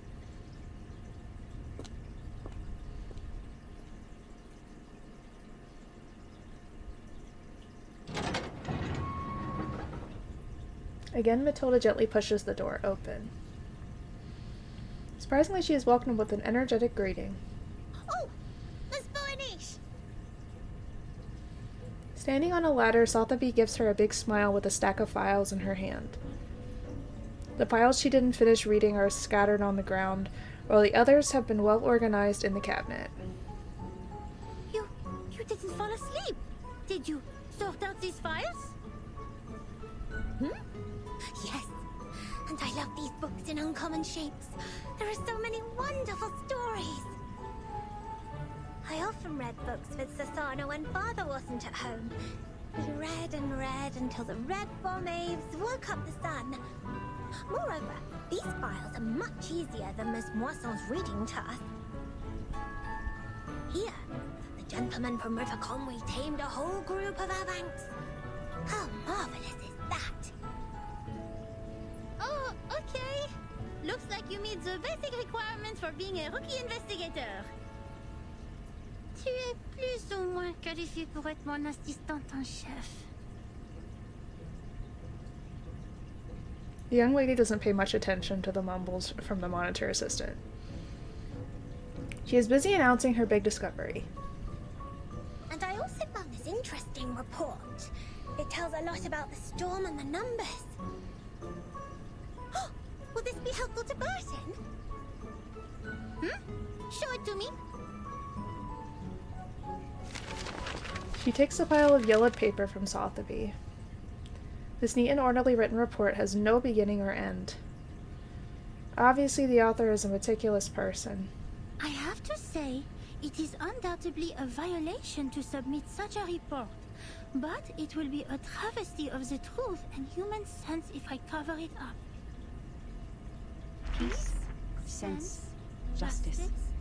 They have always been the creeds in my heart, and are now the reason why I have decided to write down the whole thing. A long time has passed since the first attack of the most severe crisis in our time, but we are still wondering, what on earth does it mean? That was the eve of the millennium, of which no one had any memories, illogically. The next day, time was already reversed to 1996 the moment we opened our eyes. We walked out of the building made of grey and white marble as usual, hardly aware that the sun we bathed in was from another time. Our survival was unexpected and almost unbelievable in such a calamity which swept the globe. Why did the headquarters of the Foundation survive the reverse? Why couldn't we find our younger selves in the outside world? Did any other region survive it as we did? What was the cause behind this calamity? I didn't know, nor did anyone else. Things remained unclear until time was reversed again. This time, we all witnessed that reign in the 80s.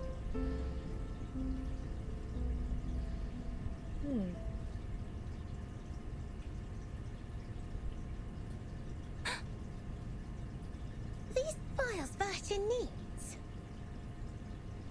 I think so.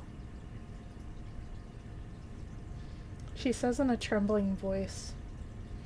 The smile at her assistant, who always claims to have a cool head, has never panicked so much.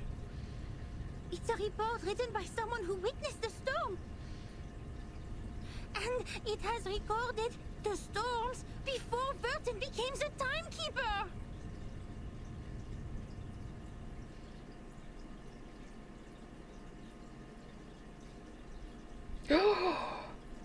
To be continued, yes.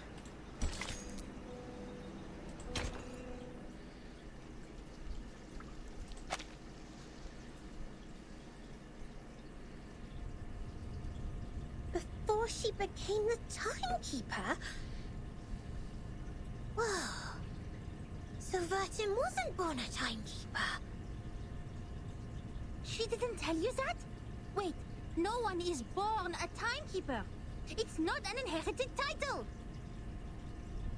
Anyway, this report includes the secret chronology only accessible to the core members of the Foundation. You can only check it under the supervision of the monitor assistant before you become a qualified investigator.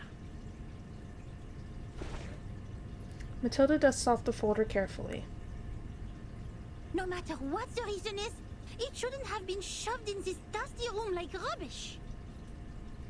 To evaluate its authenticity and risk, the genius Matilda Boiniche will fulfill her duty as the monitor assistant and carry out a thorough inspection of this report. If you agree to this resolution, please nod, Assistant Sotheby. The speech is full of terminology Southbia has never heard of, but it doesn't matter. Based on the tone of the speech, she has already decided how to answer. Yes.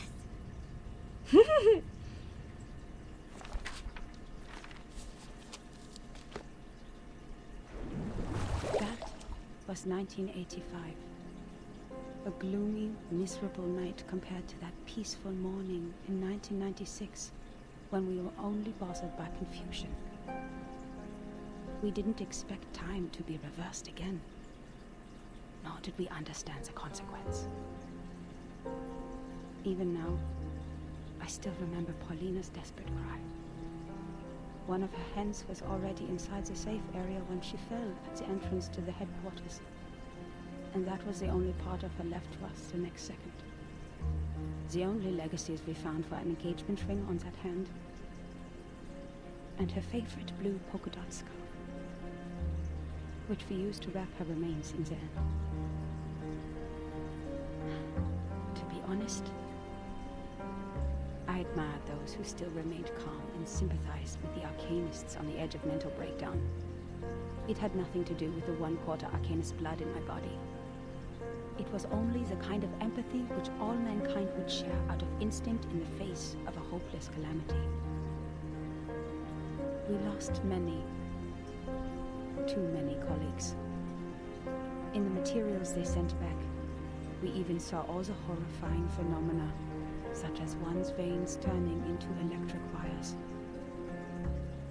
Since then, the storm, a word simply taken from visual observation, has been used to refer to the calamity. Of course, we can have a word for the calamity itself. But what words should we use to conclude all the absurdity and panic? Before the storm, we were all familiar with time. It was supposed to be a straight line connecting the past and the future. We followed the line to move forward. We broke free from ignorance. We built civilizations. We developed technologies. We promoted the well-being of mankind. And we improved our living conditions step by step. We were so sure that we were making progress on the right path. But then, the path was taken away all of a sudden. Oh, time. Our closest old friend, where are you taking us? Back to the two most painful war times in the 20th century? The era when no one had ever heard the hiss of steam engines? Or the century when mankind was yet to be enlightened? So far, mankind has achieved a lot in history. Dynamos, automobiles, flyovers, railways, hospitals, warehouses. But if it goes on like this, what is the point of all the efforts we have made?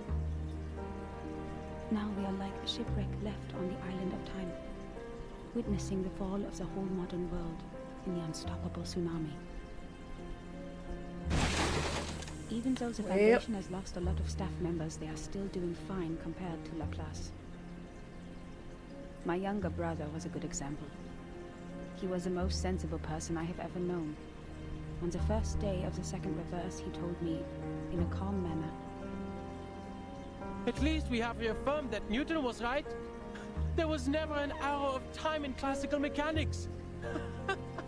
Neither in relativity nor quantum mechanics. That means this is absolutely normal. Whether the time goes backwards or forwards, even if it starts spinning around like a tabletop football player. They're not against the law of physics. We can go back in time and give Poincaré a Medal of Great Prophet." The next day, he almost fell off the 6th floor due to excessive drinking. Well, all the perceptions of time and space developed to this day were overthrown. We couldn't find any theories to explain the storm in any existing researches. There could only be two reasons for this situation. Either we've been completely wrong all the time, or we've come to a brand new world. And this new world can never make sense in the way of science, or that of physics. It cannot be verified by an independent third party, and it is impossible to be comprehended through reasoning. Is it true that we have been going the wrong way? Is it true that those once proven wrong by history, those arcanists who claim to possess gnosis, are actually on the right path? In fact, the one who put an end to the chaos was indeed not a human. This thing, I had no idea what it was. It claimed to be a machine which never stops working. It laughed at the limitations of our brains and the metaphysical mistakes we make ceaselessly. But it did solve the most urgent issue. A system was built to tackle storm-relevant emergencies after it took charge of Laplace. The first measure it adopted was contacting all the existing branches of the Foundations at the time to confirm the scale of available manpower. Then it built observation stations all over the globe to find if there were any other regions immune to the storm. After that, numerous offices responsible for deducing the cause of the storm were established. Even though there were countless disagreements during the research, at least we had taken the first step. I handed in the application to take part in this mission, determined to get rid of the fog in my mind. In 1986, I was assigned to the office in Egypt. All my friends came to the dock to see me off, because we knew it could be the final goodbye. Even though we were equipped with the emergency communication devices issued by Laplace, we were still not clear when the storm would assault us, or where we could hide nearby. What really scared me was not the threat to my life, but the possibility of dying ignorant. Then I boarded the ship to Alexandria from Athens. And that was when I met her. Now when I recall it, it was almost impossible to ignore that group of arcanists on the ship. There were about a dozen of them, all in eccentric stitched robes. They were followers of a strange school which mixes arcanum and mathematics. I talked to them. No matter how much that conversation bewilders me now, I was more excited than confused at the time. It definitely sounds like the survived the storm in 1996, island and they know religion the unusual / changes taking place in the world as well. belief That means system. I actually met another group of survivors from the millennium.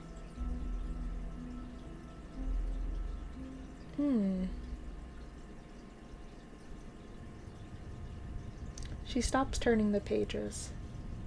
Wait. A school of arcanists who survived the storm?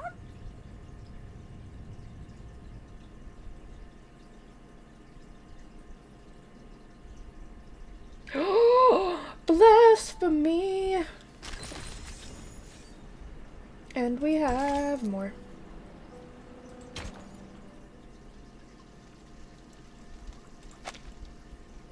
So much information. A mixture of arcanum and mathematics. The ship on the Mediterranean. Unbelievable. Our investigator actually met this group of arcanists who believed in numbers, and even left such a precious record down on paper. Does it mean we are close to being helpful to Baka? Good morning. Hi. Chief Assistant of the Monitor Assistants lets out a cheer. Hi, honey. Certainly. It's what we deserve for all the efforts today. Hello. But why did they leave such an important report in the reference room storing unnecessary information? Did they misput it here after the chaos of the storm? Putting her confusion aside, Matilda turns to the next page of the record. Among them, the most easygoing one was Hugh. He was an engineer as well as an arcanist. We shared the same preference for human technology, and that became our common topic. Hugh was in his 30s, red-haired, cheeks sunken, and deeply depressed due to some kind of eye disease. He was a decent man, with a prudent attitude, working at a desk most of the time. He reminded me of the imperial miniature painting artists in the Sultan's palace. Most of them ended up blind after toiling for their life. He showed me the picture of his daughter. I don't have children, but I could feel his happiness as a father. Although I got along well with Hugh, he seemed quite out of place among that group,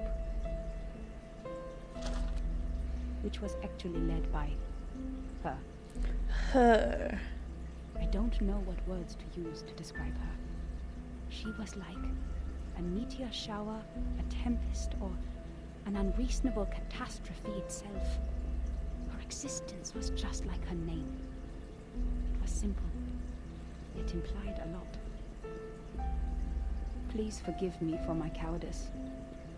Even now, I don't have the courage to write down her name, if one would call that a name.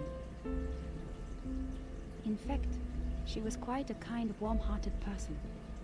Among all the unregistered arcanists I've met, she was one of the nicest ones towards the Foundation. She looked young, even though I heard Kitty she had a daughter falling. too. Kitty. Besides, she still possessed the innocence of a child, and that kind of excitement exclusive for genius. Kitty. That's right. It seems the whole world was like a sparkling toy to her. It's probably Arcana she's Our talking communication about. was heart-stirring at the beginning. Both of us were eager to find out what was happening, like two shipwrecked victims grappling at each other on the sea. But I didn't have the slightest idea what she was talking about, actually. The problem was not the typical communication issues between humans and arcanists. I was sure the language we used didn't pose any obstacles, but still I couldn't understand any words of hers. I would believe that one is highly intelligent if one can name all the factors of 11,567 without thinking. But what this one said was illogical nonsense which no one could ever imagine. She claimed that there is a world of numbers, above all else, where the non-physical essences of all things exist in the form of timeless, absolute, unchangeable ideas, and that the physical world where the time flows is nothing but an appendage that has never been real or true. Oh, And actually, chaos in this world is this not is worth probably any attention, 37's and mother we should she's focus talking on what about, happened or to whoever the formed the island. supreme existence. Island's What an religion, utter disaster basically. combining modern maths with ancient superstition. I saw another hubristic arcanist pretending to be the prophet by reliving Platonism. I don't even bother to mention the balderdash on soul numbers. Even the New Age movement could use some of her absurdity. But that was not yet the end. She even claimed to be aware of the exact year when the next reverse would happen. But when I asked her about it seriously, she said, My apologies. I've made an oath. I shall and only shall reveal the demonstration to people who have their own soul numbers. I'm not sure whether she was making fun of me or being serious, but I had this feeling that she was eager to tell me how she was granted the secret through a moment of afflatus. It seemed she just saw through the laws behind all things instead of finding them through logical deduction. Can't you see it? It is right in front of you. After I expressed my inability to comprehend her words 30 times, she finally gave up and proffered regrets. I'd rather take it as a new kind of humiliation. What really irritated me about her, however, was her contempt towards science and all the scientific research methods. As far as I'm concerned, the value of a theory lies in its reliability, universality, and generalizability. Our pursuit of the truth has laid the foundation of modern science, allowing us to change the world. Hey Slappy, what's going on, in her my eyes, guy? The value of a theory lies in its beauty. I talked to her on the current situation, and I told her how we would save lives and preserve the hard-earned technology of mankind if we could find the pattern of the storm. It was of course not an easy thing to do, and would take enormous manpower, so I asked her sincerely to join the Foundation. Yet again she responded with contempt. She believed they would only become another military squad of the Foundations. Darling, maths are beautiful for their uselessness. That's why it remains noble and graceful in this sordid world, despite you humans' reckless action of using it to calculate ballistic. She turned down my invitation and left an unfairly negative comment on our storm observation project.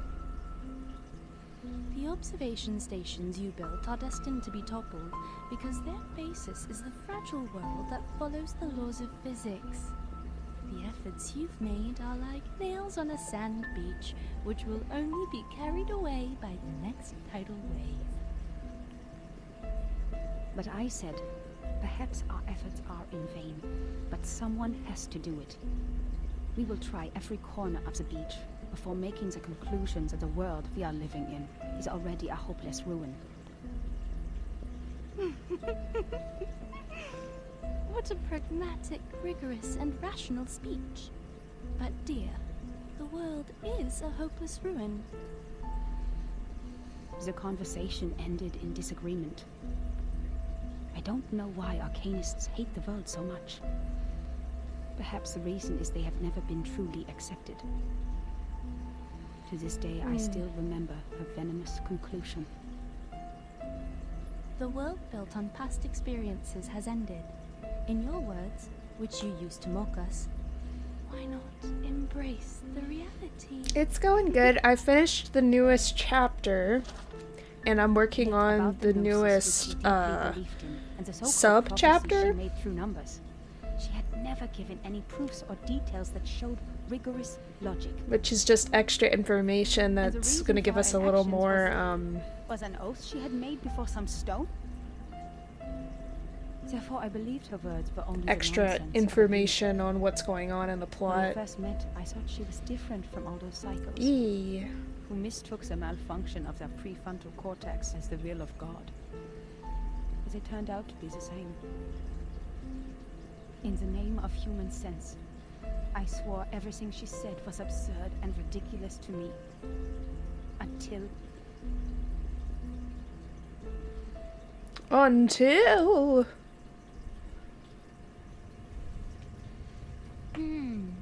Madame Z said the arcanists on that island are all named after numbers, because they have a strong belief that numbers are the essence of their souls. The investigator wouldn't write down her name. Is it because of the conflict between their beliefs?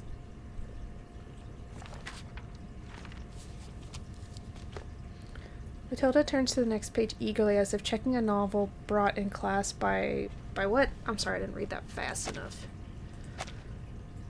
By some undisciplined student, but the reality welcomes her with an empty page. Huh? That's all? There's no more! Maybe because the story ends with an abrupt stop, or the hope just race has dashed down, Matilda clenches her handkerchief with her sweaty palm. Submitting such an unfinished report would only cause problems for the reviewers and evaluators, but this investigator didn't even write down their name. Don't worry, Miss Burnish. I'm familiar with this situation. Every time, after the brave Typhon defeats Jupiter, he returns to the Auto Island. But each time we twist the ear of Mr. Glassbox, Typhon will show up again and again. Ms. Moisson told me, the ear is the key to bringing back our hope. Wait, don't tell me you are talking about the shows on the mechanical television? Ignoring the monitor assistant's confusion, the enthusiastic young lady starts looking around for the ear that carries all her hope. Stop, Miss Sotheby. Please, take a seat on the cushion and listen to me carefully. This is a detailed report written by a formal investigator of the Foundations, not some TV show full of cliffhangers. That means we will definitely find the rest somewhere. Oh, I see. Must be a Coco Treant who took away the other part of the book. Usually, they will be attracted by Luna Fixer, and by following their traces, we'll find their lairs in the stable. You mean someone took it away? That's highly possible. Data loss is not allowed in the Foundation, especially under the Monitor Assistant's management. We must prepare Luna Fixer. Don't forget their favorite jigging magical beans. I don't have those materials with me right now, but I can write to them. It only takes a month. This disconcerting conversation is clearly too much for this rigorous monitor assistant. Nuh-uh, we don't need that. After taking a deep breath, Matilda takes out her crystal orb.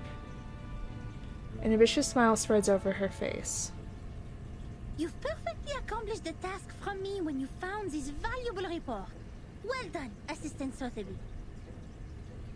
Now it's time for the great Matilda to show a little bit of her greatness.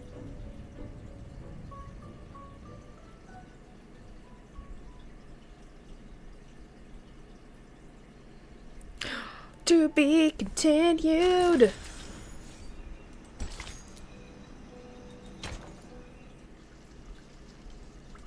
Right now.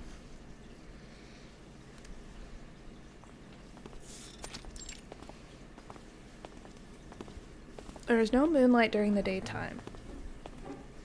But the moon is not the only choice for divination. Judging from the omen, it's at the northwest, the beginning and the ending of the ring, where the wall reflects repeatedly. What? Holding the crystal orb with both hands, Matilda keeps adjusting her position while trying to figure out the big vision in the sphere. Sotheby follows her with a curious face. The northwest of SPDM. This one is straightforward. The beginning and the ending of the ring is not a problem either. The icon of the computing center is exactly the Ouroboros, a serpent eating its own tail. Here we are. But where the wall reflects repeatedly, does that mean a closed room with mirrors? The mirror in the display center is a huge kinescope in the wall, and the one in the airtight laboratory is a crystal clear observation window. The one in the rehab center? No. The mirrors in the operation room have been replaced with curved electronic screens of steel structure after that xenopilot made a scene. So, where is the answer? She slowly turns around, trying to find the perfect angle for a clearer vision. A white figure storms away from her side, almost bumping off the orb she tightly holds. Hey! You just hit me! Shouldn't you apologize?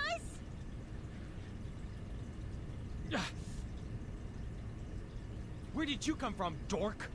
Wasting my time. Oh my god.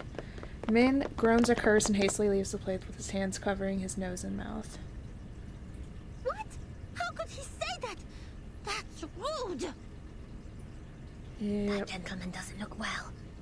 He's covering his face. His nose is running with purple liquid. Oh dear. Did he drink a whole bottle of purple Chrysandra juice? He needs treatment immediately. Oh, if only I had brought the Phoenix heart nerves with me. He ran towards the rehab center. Nothing to worry about. Just another patient trying to prove he has recovered. The hasty man has disappeared completely. The little incident doesn't raise anyone's attention. The rehab center has all the facilities and medicines he needs. He will be properly treated. But why is he wearing the uniform of Laplace? And where's the receptionist here? Good question. The lobby of the Scientific Computing Center welcomes them with a deafening silence. The counter is no longer busy with people with an auto-recognition device instead. Does everyone go to the weekend party night? Probing around the counter, the temporary investigator seems determined to dig out a party gramophone from somewhere. Absolutely not. The researchers here are too busy to do that. The computing center is working on the most urgent and vital project, the research on the immunity to the storm. We should not disturb them unless it's an emergency. So please stop calling the office and put down the telephone, Miss Sotheby. This is not the ear of a tea kettler, and it won't take you to any twist balls. The monitor assistant can't stand the difference in their terminology anymore. Je sais qu'il est débutant, mais quand même, il est trop bizarre. Guide new members with caution on patience. Trigger the Raflatus at the right time. J'avoue que Verten a remporté une victoire temporaire sur ça. Her mumbling is interrupted by the owner of the cheerful footsteps. Miss Boonish, I just read the map on the counter. You mentioned where the wall reflects repeatedly. Does the vision refer to the racquetball center here? You see, its icon is a bouncing ball. Let me take a look. That would make sense, yes.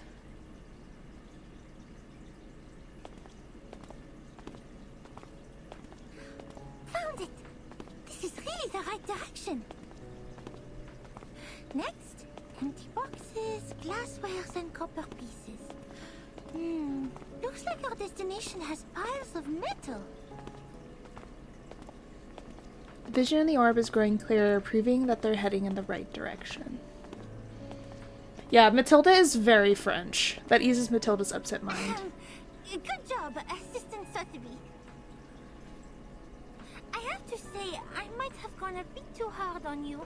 You are more capable than I thought. Thanks to your prompt reminder, we have saved quite some time.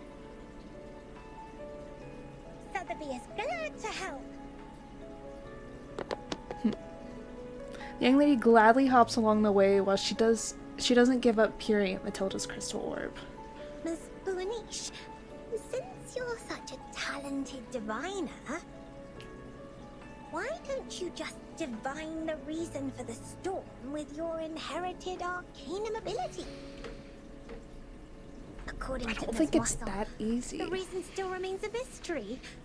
If the crystal orb can reveal its truth, everything will be much easier for Vertin and her team. They find the reason for the storm? The brave assumption astonishes this great diviner. She almost drops the orb. That's impossible for sure. It's a typical mistake of laymen to believe one can see everything through divination. You are an expert on potions and arcane creatures, but you have little knowledge on other subjects. Haven't you received any systematic education on arcanum? Education in arcanum?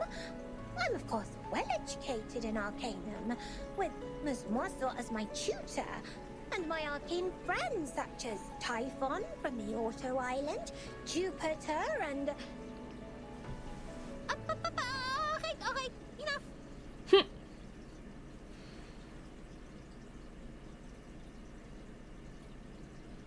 She shakes her head, stopping her from listing another name for an arcane creature that nobody The fact that knows. the education you have received is not Yes. or say incomplete, imperfect, inelegant. But don't worry, because you are talking to the kind-hearted Matilda. She will spend her valuable time to make it up for you. The Great Monitor Assistant clears her throat and starts recalling what she learned when she was 12. In fact, the system of arcanum knowledge is not completely separated from that of human science. For example, the modern pharmacy and chemistry actually originated from the experiments of potions and alchemy in the ancient times. They developed into two different systems because arcanists focused more on the knowledge ignored by scientists, which is gnosis. The knowledge we learn from divination is exactly under this category. Wow. Sotheby's eyes light up with amazement. Matilda takes out her notebook and draws a brief sketch in it. Let me fill you in with more details.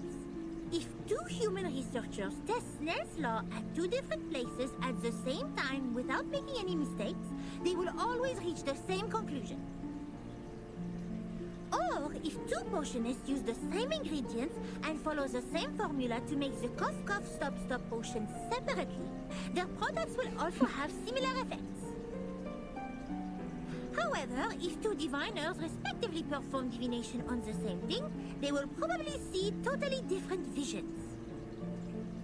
Because what the divination shows is merely omens. The interpretation of these omens is in fact a kind of subjective deduction based on the reality, and there is no such thing as a standard answer. Even if the two diviners draw the same conclusion, it is more of a coincidence than a result that implies generalizability. So diviners never check the accuracy of their divination through the review of peers. And this is an example of gnosis. Unlike human sense, it is unique and possesses no universality. She puts it away and wiggles her index finger. In other words, even if someone finds out the reason for the storm through divination, they can't have other diviners verify it, because 100 different diviners will give out 100 different conclusions. The scene will be even busier than a concert at Music Verein. That being said, the more possible result we get from the divination is Nothing. Divination cannot bring knowledge which the diviners have never learned. The divination of such world-class knowledge, as complicated as the reason for the storm, can only be performed by world-class diviners. We may find one or two diviners like that if time continues to be reversed. Like Nostradamus. But he lived in the 16th century. Besides, even Nostradamus is not always right. But Miss Buanish is. Thanks to your divination, we're getting closer and closer to that report, right?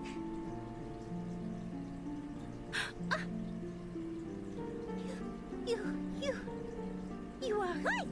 Finding items, interpreting dreams, and making simple prophecies. All these things are just a breeze for the bright and clever Matilda. But inquiring about the storm is beyond my ability, and it will only bring misfortune. I will never make such a stupid mistake. Matilda regains her radiant appearance.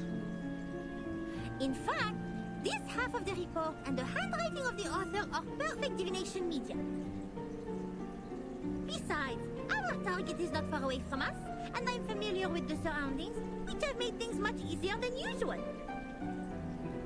It is true diviners can improve the accuracy and controllability of their gnosis by practicing repeatedly, holding the rituals properly, and making targeted preparations. But that still doesn't mean the result will be absolutely accurate. Sotheby nods. No one can tell from her face whether she truly understands that announcement or not. Readmission the orb, Miss Totally Sotheby around another quarter nimbly. That person who mentioned the School of Numbers claimed she was enlightened about the year of the next storm. Is that also by divination? I am not sure what kind of arcane skills they used, but numbers are indeed a kind of omen too. I am not talking about the specific knowledge of mathematics, but the numbers themselves, because they are even more abstract than images and languages as kind of symbol.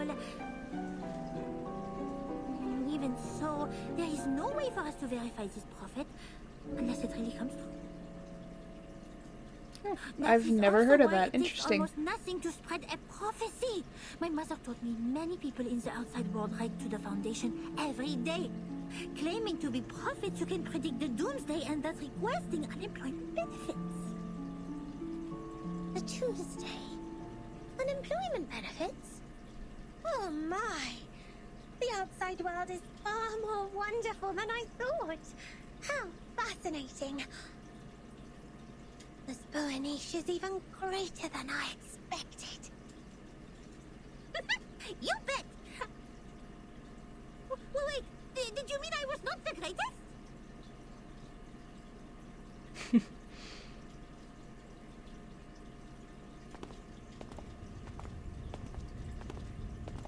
They have reached the end of the corridor. Matilda puts away the orb and looks at a wooden door with no sign in front of her. This is where the vision leads them to, the room next to the racquetball center. Here we are, Miss Sotheby. Now, this is the moment to verify the result of my divination.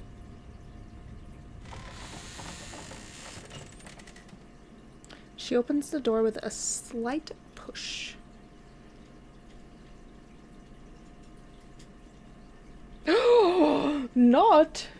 Not the to be continued. Oh my god.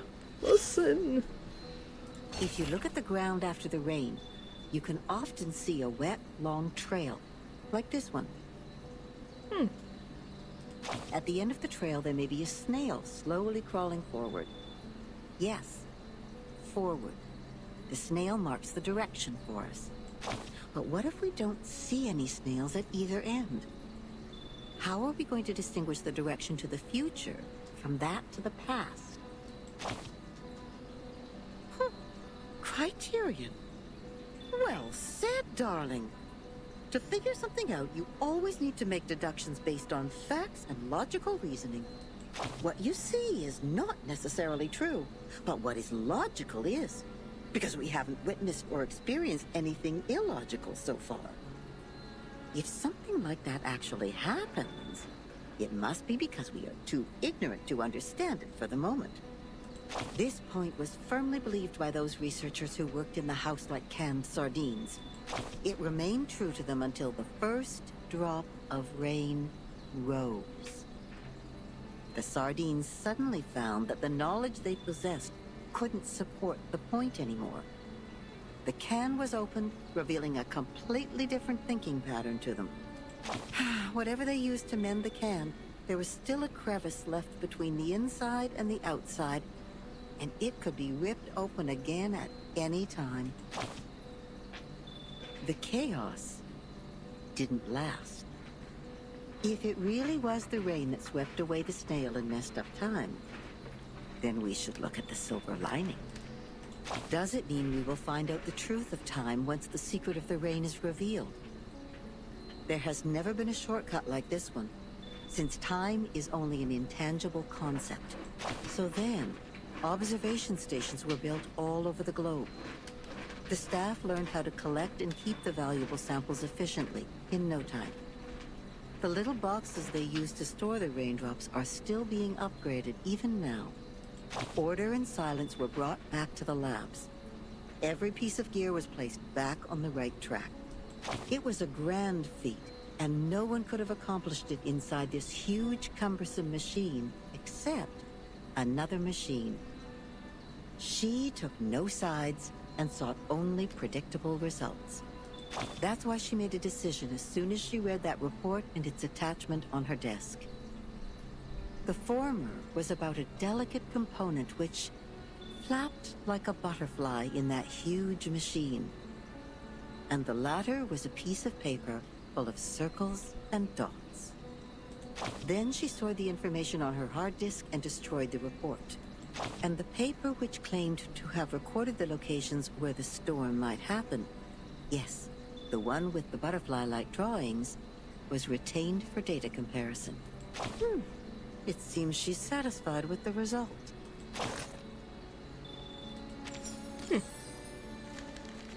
Interesting.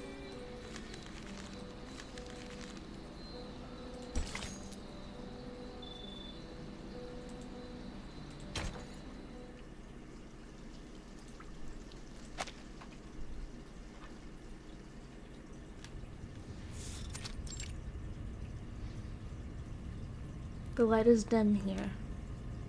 Archive cabinets and unorganized files are everywhere, punctuated by the strange devices in Laplace style. It seems like an abandoned utility room. Where are we? Lost and found of the racquetball center.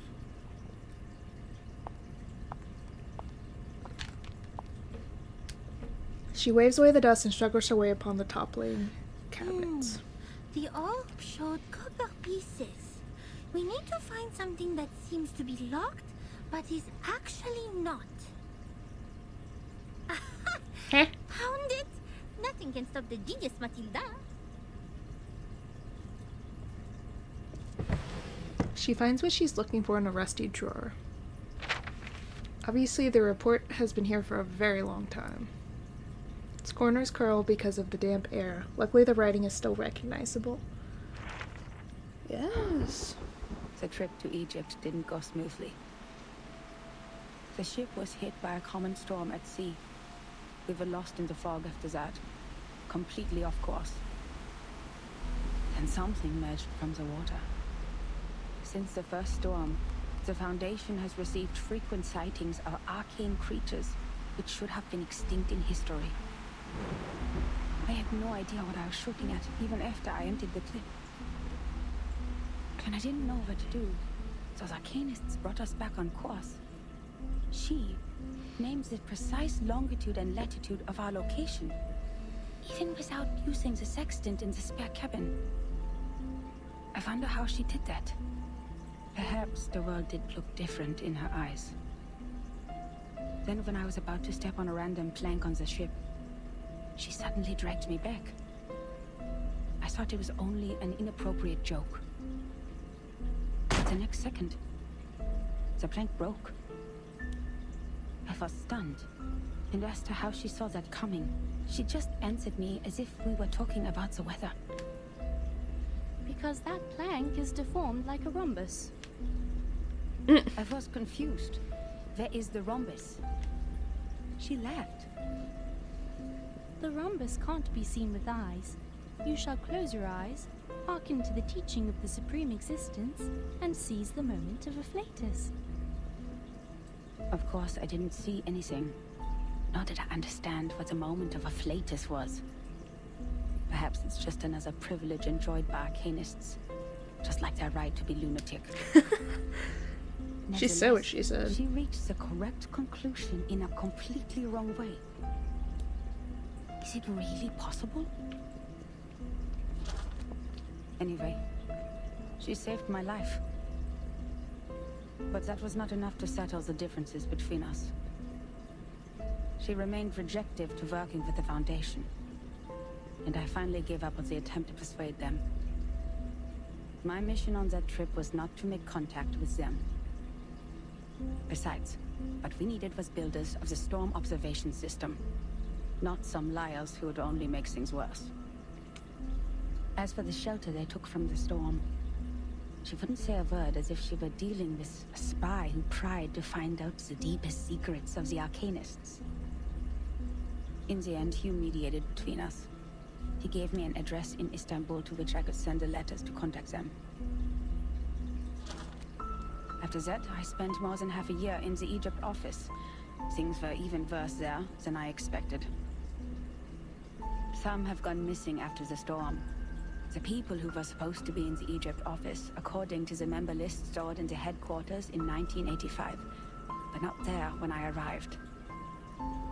The situation could be caused by the limitations of the transmission of paper-based materials, or because the computer was not yet popularized to every corner of the globe at the time. One minor mistake of a copyist could develop into a huge difference. Besides that, the chaos inside Laplace was an even worse issue. I learned that someone published the paper Samplings of Global and Regional Chaotic Energy Route Changes in the name of Butterfly of Lorentz. Apparently they secretly used our sampling sites, yet their research direction and conclusion were radically different from Laplace's. The researchers equally divided into two schools. One sticking to the human technology they have focused on, and one changing their direction to Arcanum. At the time, it was still too early to decide which direction was right, without sufficient experimental data. But many already believed that if time continued to be reversed, human technology would only keep falling into decline, while Arcanum, which relies on personal ability, would rise again. It's true that Gnosis cannot be copied, verified by an independent third party, or comprehended through reasoning. Its nature decides that it cannot lay the foundation of science or be popularized to every ordinary person.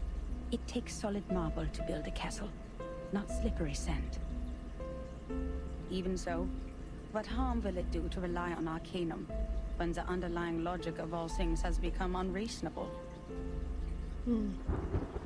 Before the disagreement was settled, the storm in 1987 was predicted.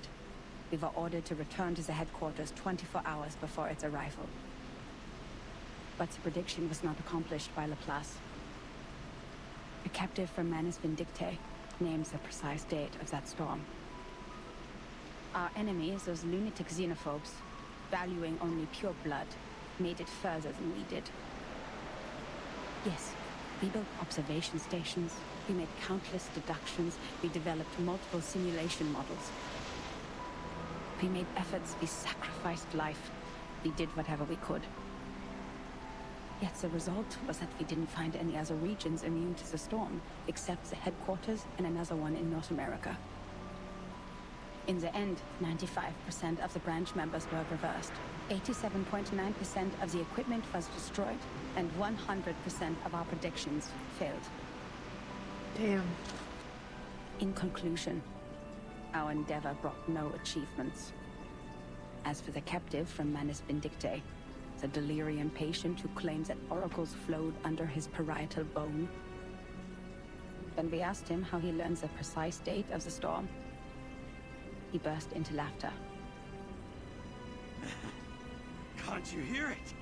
Has God left you behind when he spread his grace? Then he smashed his own skull with a handcuff. Oh, God. Yes. There was no doubt. He was an incurable lunatic. But his insane nonsense was exactly the reason we survived the storm again.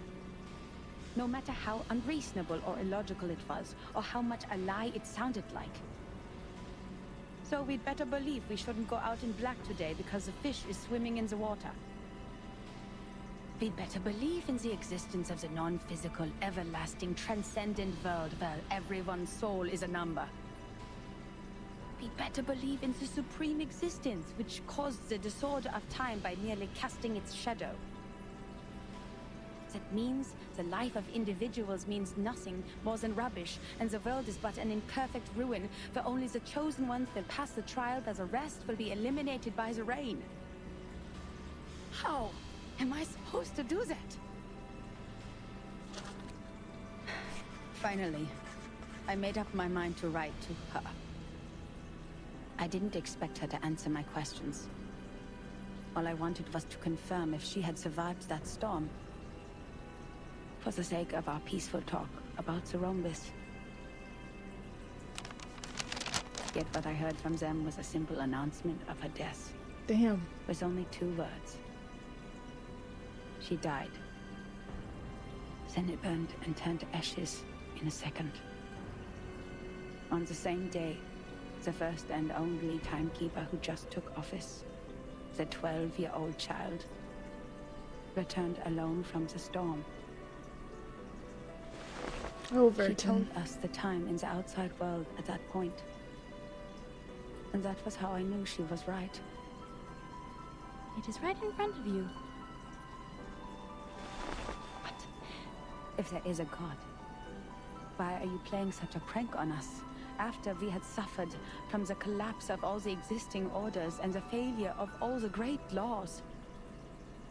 If this is what she calls a glimpse of the supreme existence, the moment of a flatus, do you have to present it in such a cruel way? The last 2 digits in the number of the year after that storm were exactly her name and her number. 77.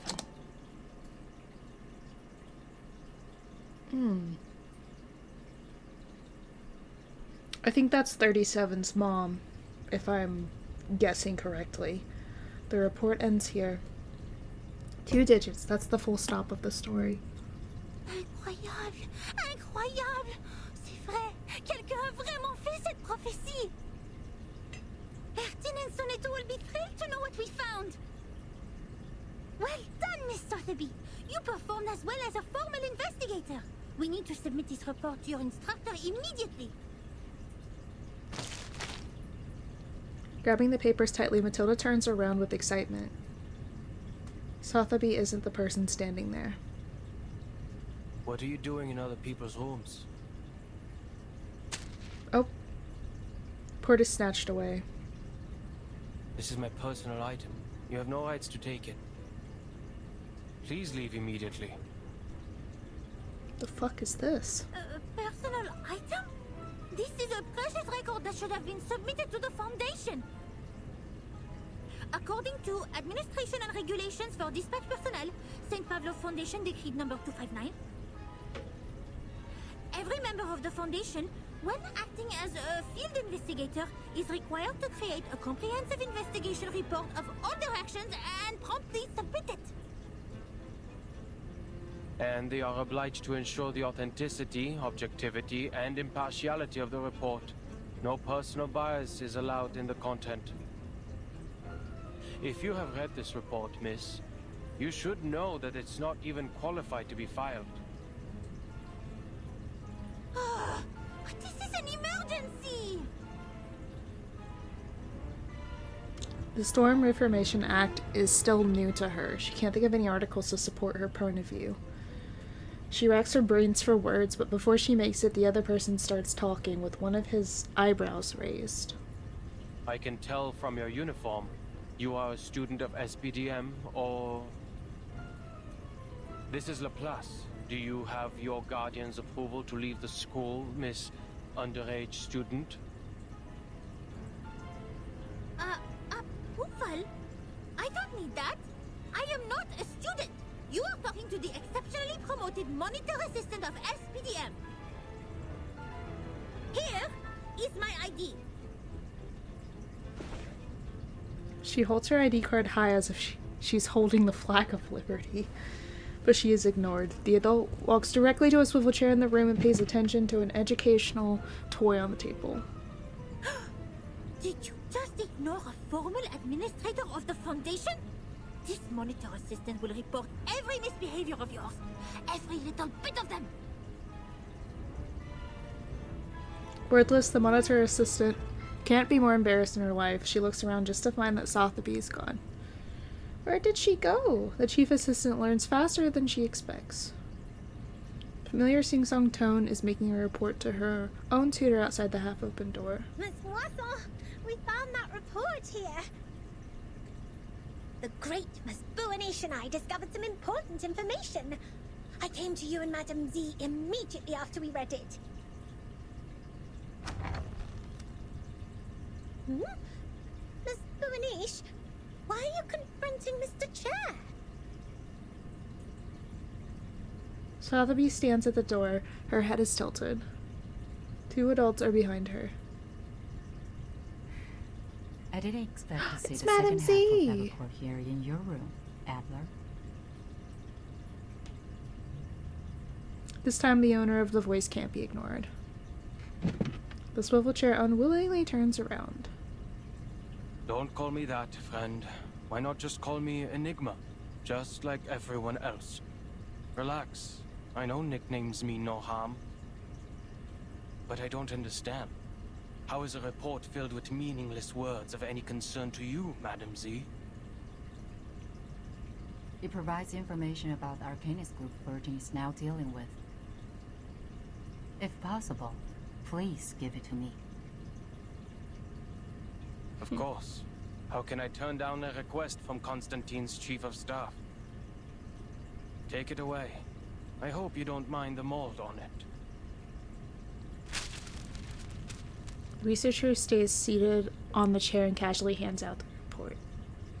Madame Z smiles. She seems glad to see that Enigma still has the energy to be sarcastic.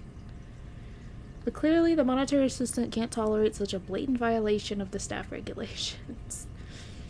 Please pay attention to your manners and do not bring disgrace to the computing center, Mr. Rude. Mr. Rude! Miss Moisson taps her on the shoulder and quickly looks in the direction of the door. Miss Buanish? Miss Sotheby? You've done a great job. I'm sure what you have found would be of great help to Timekeeper. And I will report your active performance in this mission to SPDM as soon as possible, Miss Buanish. We need to further analyze the files you found. The first on the scene could provide more detailed information. Let's get out of here. Yeah, she's really pretty. Unfortunately, she's only like a 4-star, so... The keywords give this young monitor assistant a giddy pleasure. She can't help but ignore everything else Miss Moisson says. Oh la la, exceptionnel! No, no. Calme, Matilda. I didn't accomplish it alone. Assistant Sotheby also played a significant role. Hooray! A loud cheer interrupts Matilda's mumbling. That is to say, Miss Burnish, we can start preparing the balloons and flowers for the twist ball. Speaking of which, this monitor assistant still needs to think about it. By the way, just call me Matilda. Oh yeah, this is a gotcha game. She struggles to get out of Sotheby's passionate hug. The great joy brought by Miss Moisson makes her actions something. Hold on. Hold on. Makes her actions clumsy. Cheering and discussing, the girls leave the room. Madame Z carefully puts the valuable report away. The researcher swivels the chair again and hides himself in the fortress made of dusty items. He talks through cabinets and equipment in a slow manner. There will be no advance in human technology. You think so? Even the Madame Z has given up on the study of theoretical physics and become a politician. No. I've never thought of that. Yep, there's all kinds. She turns to the door with a faint smile. Click. The door is closed.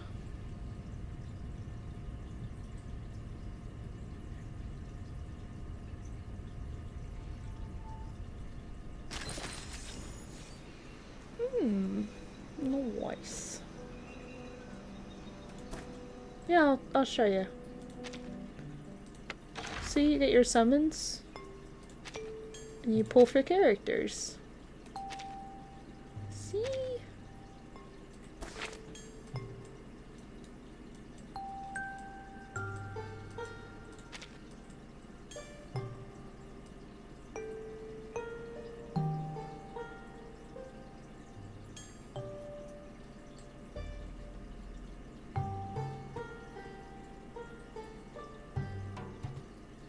Oh, I have all of the 5 stars apparently. Okay.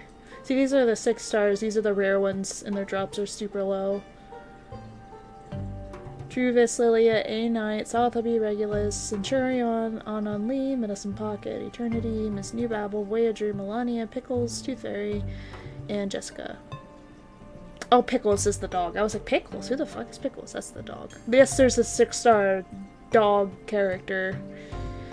I don't have Druvis, A Knight, Regulus, Centurion, Medicine Pocket, Miss Newbabble, or Tooth Fairy. So I'm missing like half of these.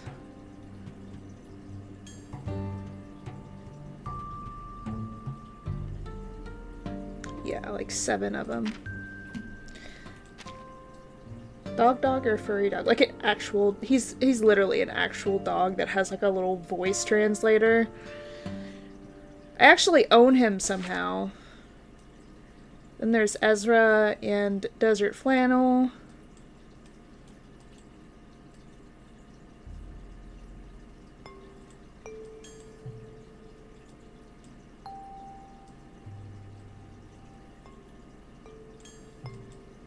Yeah, it's a thing. I kind of want to get Desert Flannel though, so I might pull on this banner, but I also want Regulus as well. I'll probably pull for Regulus until her banner goes, and then I'll do the event one, because I think the event one lasts, yeah, a little longer. Okay. But I'll show you, these are all the characters I have. So all the ones in orange are 6 stars. They're also the ones at the top. This is Pickles. This is the dog. The puppy is delighted by your visit. He is about... He's a sassy little doggo. He's so cute, though. But yeah, he's actually a 6-star, which I find hilarious, but I don't use him. But it's like Genshin, you have your constellations, you have your characters, your level ups, you insight them to... See, there's Miss Moisson. She's a 4-star. Hello, Chilimunion. She's really cute, though. There's 2 stars, or wait, I think 3 stars? 4 stars? Yeah, 5 stars. Or wait, no, that is 2, you're right. 2, the blues are 3, purples are 4, these are 5. The yellows are 5, and then the orange goldy ones are 6 stars. And 6 stars is your highest star. But these are all the 6 stars that I have / use. I'm trying to pull for more. The only 6-star I don't use is Pickles, but I might use him eventually, I don't know. If I feel like it. But at the moment, I really don't. Anyways, continue on. I have a feeling this is the last part. The dramas have ended. All is profoundly hushed in the cold and dark room. The researcher sighs and starts settling the messy papers and dusty tools on the table. Why is it mistaken for a utility room? Is it because of the mess? Metallic footsteps come from outside the door. I am astonished by the fact that you are interacting robot with lady? others. What the fuck? Hello. Another trespasser. They broke in. The robot in charge of the Laplace Scientific Computing Center shrugs and refuses to make any comments. She has already heard about all the information she needs in the corridor. If it was a complaint that you were making, you know it is within your rights to submit an interdepartmental complaint within 7 days after the incident. Don't bother. That file means nothing to me. I didn't file it because it is a report against the rules. Why bother to submit such a log full of personal feelings and emotional behaviors to our great, rigorous foundation? Is that so? I am gratified to find that you still have some sense.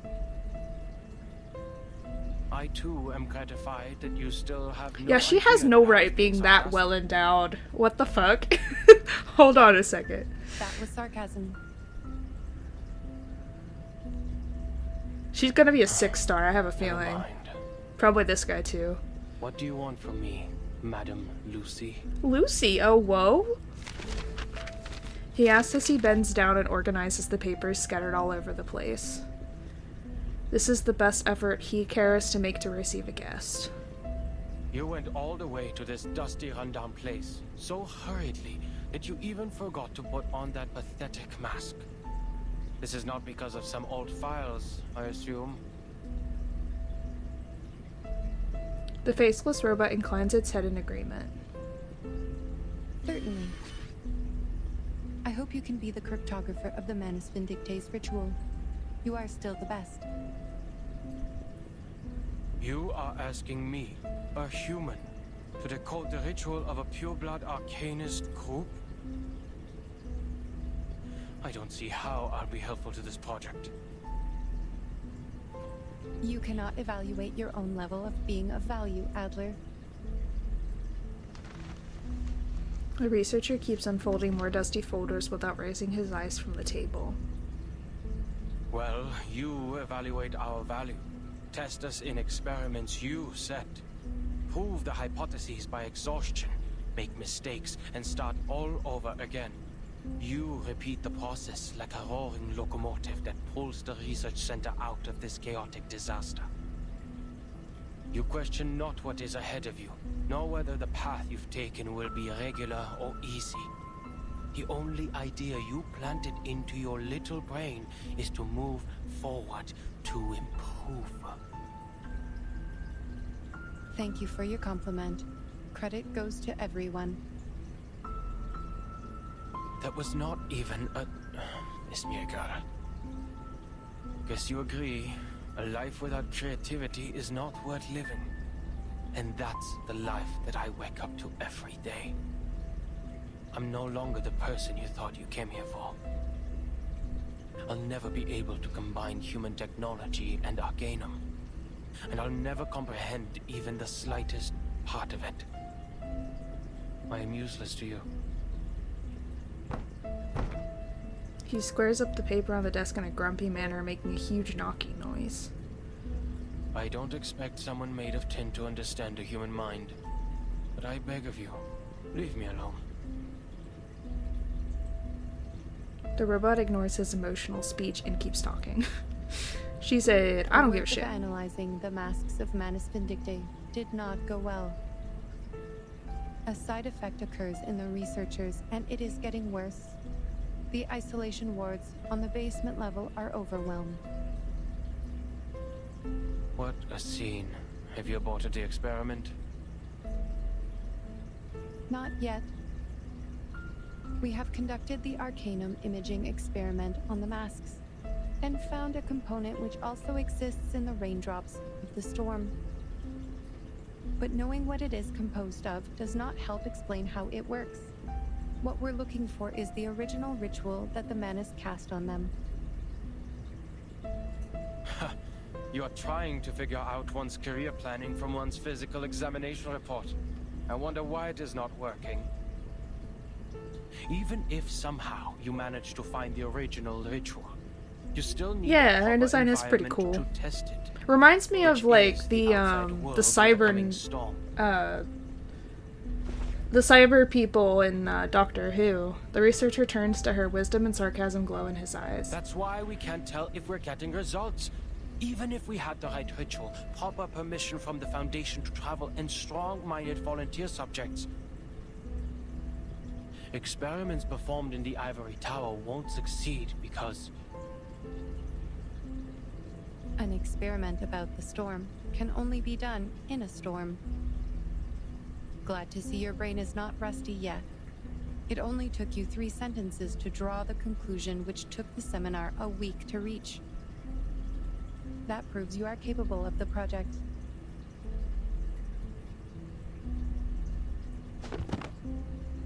The robot in charge puts a document on the table. The history maintenance team has forecast different critical points of this storm. Foundation investigators are on their way. These are new characters. If still plans to accelerate the storm, like what they have done in 1929, there will be a high possibility that their people will show up at the transformation point of history and society, also known as the critical point of time, the center of the storm. Your sister, Greta Hoffman, is also one of the investigators. She looks badass. I have no interest in any Hoffmans other than myself. We have different perspectives. It is okay. I am just here to inform you that if any of the investigators successfully send the information of the ritual back, the research about the immunity of the storm will be conducted immediately. Take your time and be mentally prepared. But once the storm alert is issued, we only have 24 hours to verify the feasibility of the ritual. I wish you will be fully prepared by then. The robot gets out of the room, leaving him no right to choose. Her feet crash into the floor, making a steely sound. Enigma's eyes flickered toward the document. The face on the top is familiar to him. He pulls out the drawer and takes out a scrap of paper. This is the code he didn't give One thing anyone. is for sure now. The age of humans has come to an end.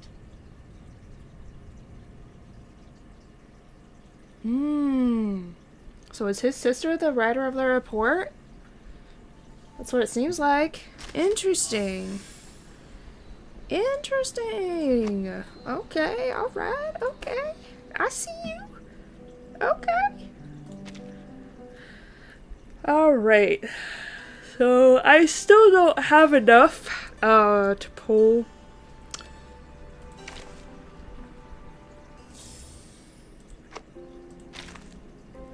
I can do this one more time, but I'm not gonna get anywhere. Yeah, why not? I'm here.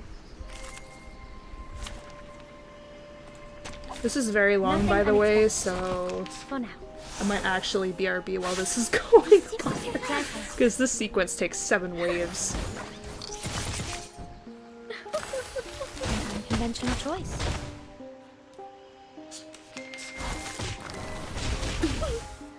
Pansy, spot your legs.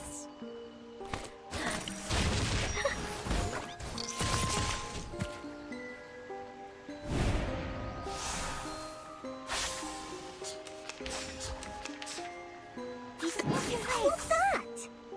That's Pringle. Say hello. I tripled the ingredients this time.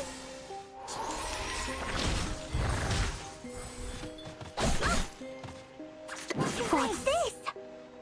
Oh, don't worry. I have prepared it all.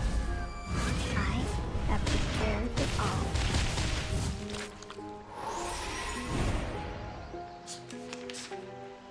What's that? Stay focused.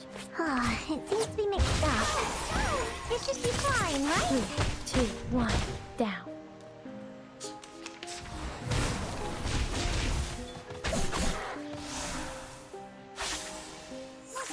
Be serious.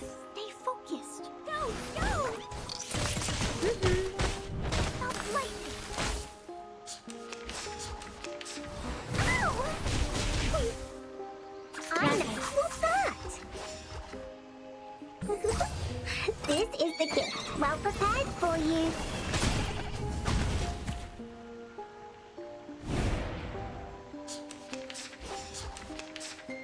The show's on.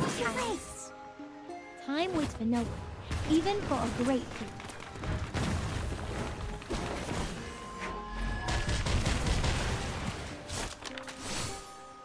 Oh, don't worry. I have prepared it all. I have prepared it all. Stop lightning.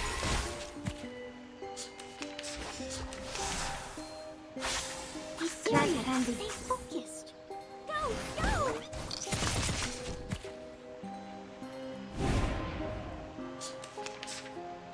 What's this?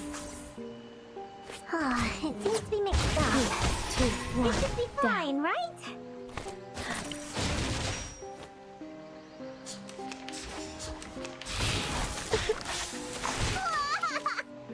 I know what this is. Stay focused. This is the gift. Well prepared for you.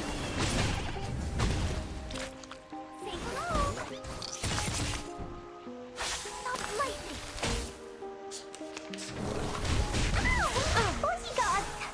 Where are the bodyguards? This is my best formula. Oh, don't worry. I have prepared it all. I have prepared it all.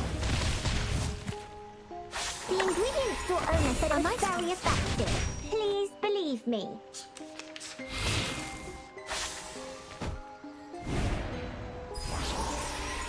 The show can be planting. Time waits for no one, even for a great feat.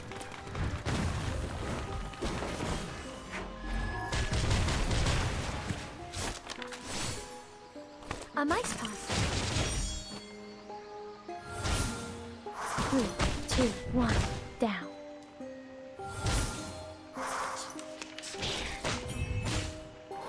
What's this?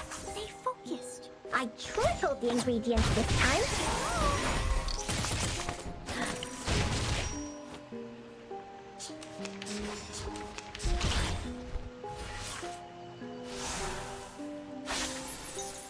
Wait for 5 seconds. Time waits for no one, even for a great feat.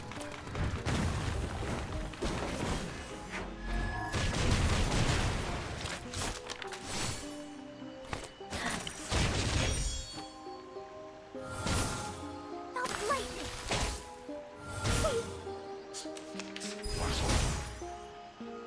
This is my best formula.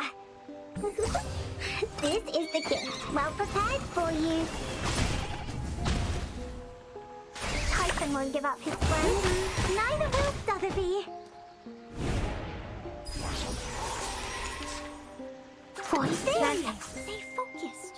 Ah, it seems to be mixed up. This should be fine, right? Ow! Stop lightning. 3, 2, 1, down. The plan failed.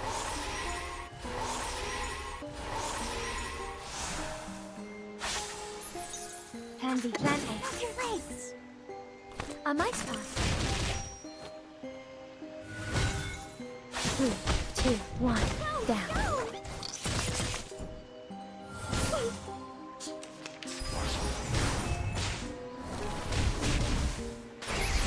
The show's on. My best formula. Time waits for no one, even for a great feat.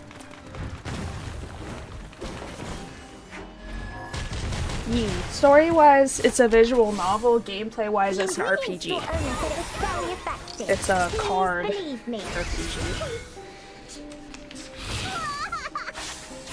Bodyguard! Where are the bodyguard? Be serious. Stay focused. Oh, don't worry. I have prepared it all. I have prepared it all. And every character has its own little, like, set of skills and stuff.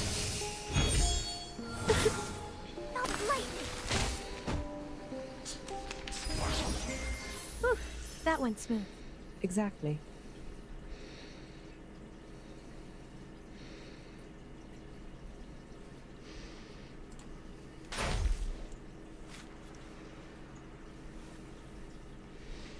Yeah, it is pretty cool. Okay, I have a lot of mana still left to use. Or stamina still left to use. Oh, I can do a pull. You're right, everybody. Let's see.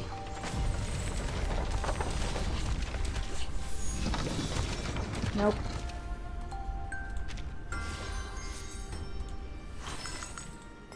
$492760.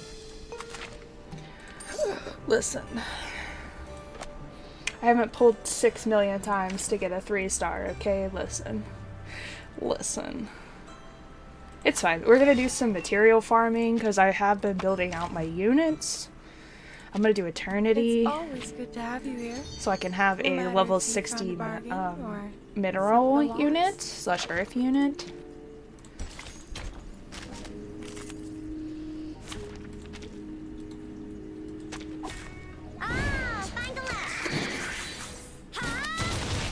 A little bit hot here. Mixing it up.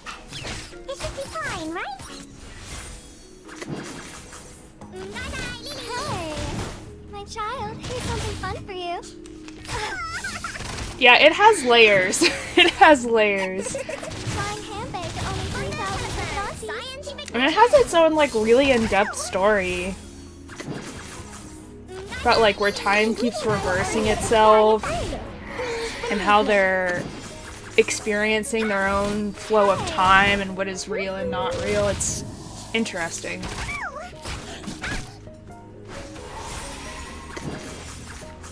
The ocean dried and I'm alone again. Try for free. Try for free. Pride goes before the fall. I've been there. You better take it. And it's fully voice acted, which is really cool. To have you here. For an No indie matter if game. you found a bargain It's pretty cool. Suffered a lot.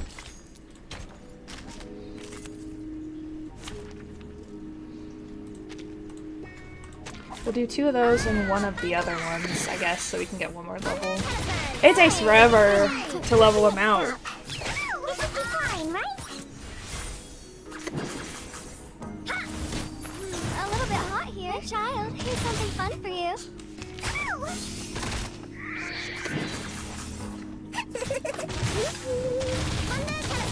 Scientific version.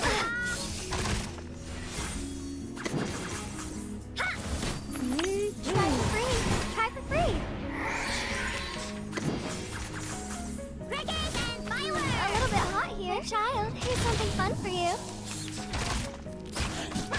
Yeah, right?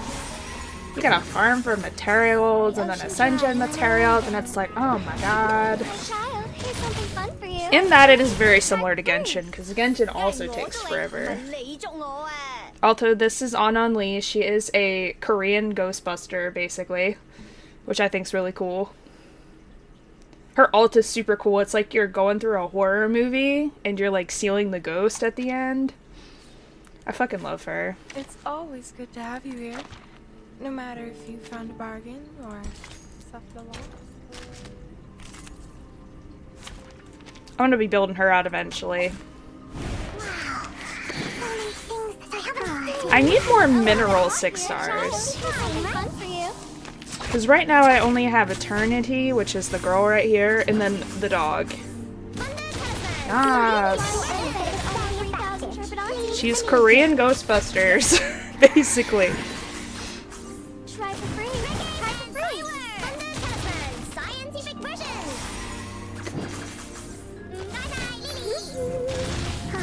Mixed up. This should be fine, right? Flying handbag, only 3,000 Sherpadantes.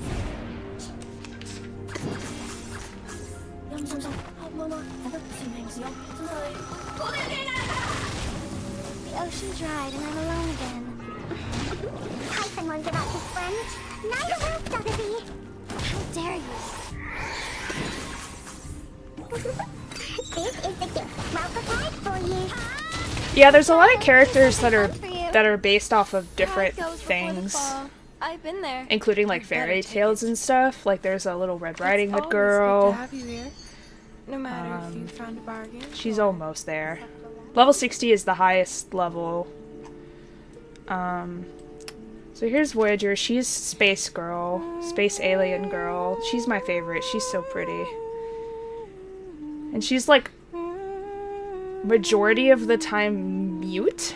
She doesn't talk very much, but she hums and she plays the violin and she's really pretty. Yeah. And here's Melania. Can I help you? Sorry. She's a thief. Your visit was not in my plan. So she's kind of like I'm feeling a bit nervous. I don't know, Carmen Sandiego-esque or something. And she has a talking bag. That's Miss AC. This is Jessica. I'm so glad we meet again. She is a centaur. Collected every hair of yours. And she's also a little creepy. Drawer. Oh, well. It's fine. And then this is Eternity. Good to have you here. No matter if you found a bargain or suffered a loss. She's like a water priestess kind of girl. I don't really know her story very much.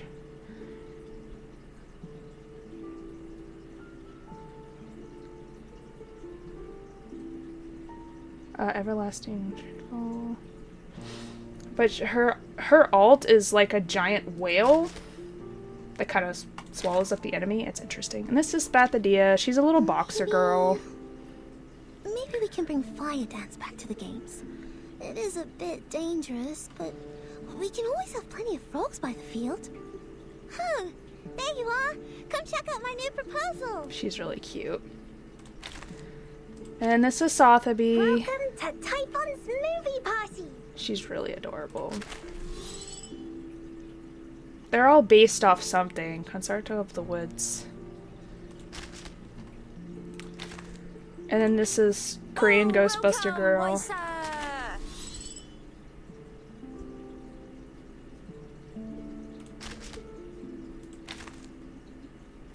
This is Lilia. Don't be in and out. You're bugging me. This is Lilia. She is a drunkard Russian pilot.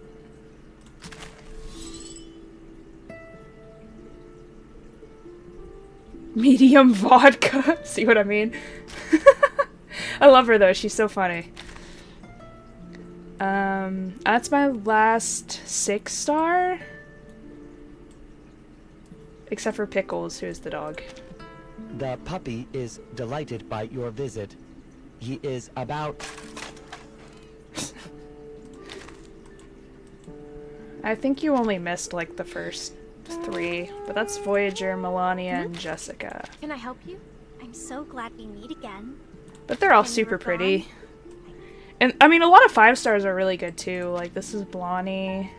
You'd better really have something important to say. She's your basic blonde bitch survival horror girl, but she's actually smart. And this is Charlie. I'm sorry. Has dual personality disorder.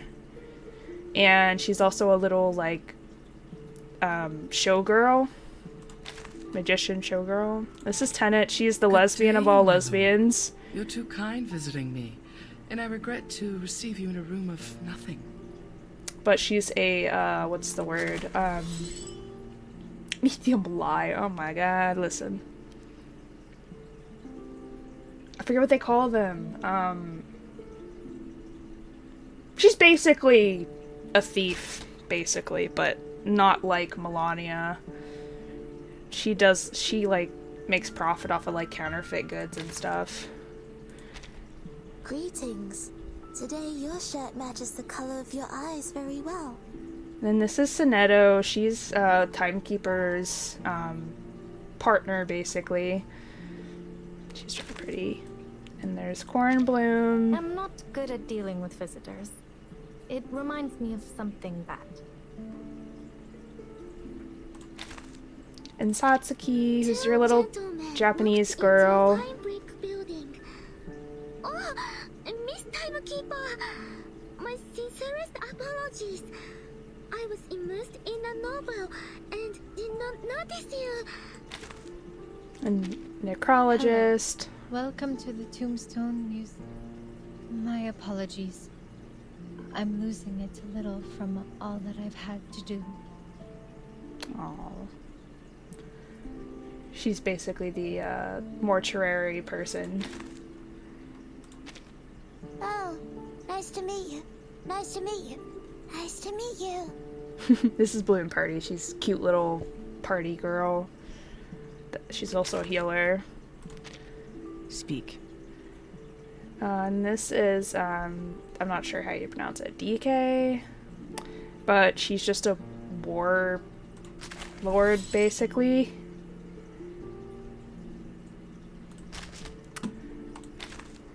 And this is Sweetheart. She's based off like the roaring 50s. Quiet for a long time. But she's really, really pretty. I'm just gonna go through all the 5 stars, I guess. Or at least the females. Wow, another worshiper. Have a seat. And this is Ulu. She's like a fire goddess. And there's Matilda. You've seen a lot of her already. I say, come in, please. She's just a sassy French girl. And here's Baby Blue. She's based off Alice in Wonderland. She's got the little key. And then there's a little clock pendant over here. She's really pretty.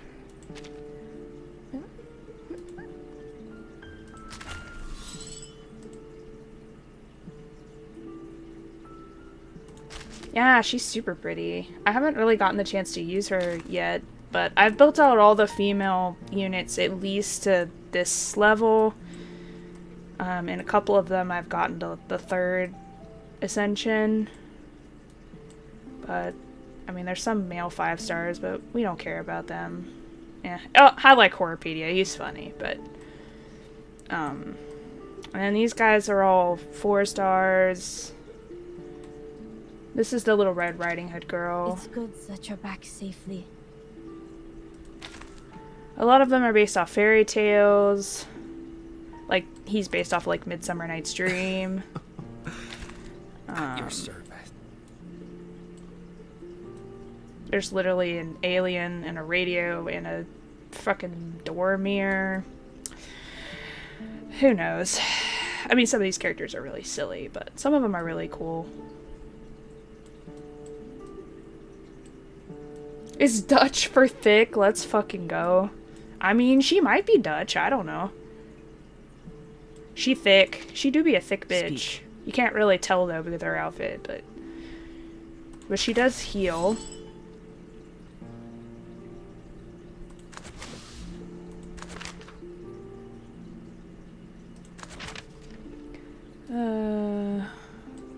Oh, she's a bishop. Okay.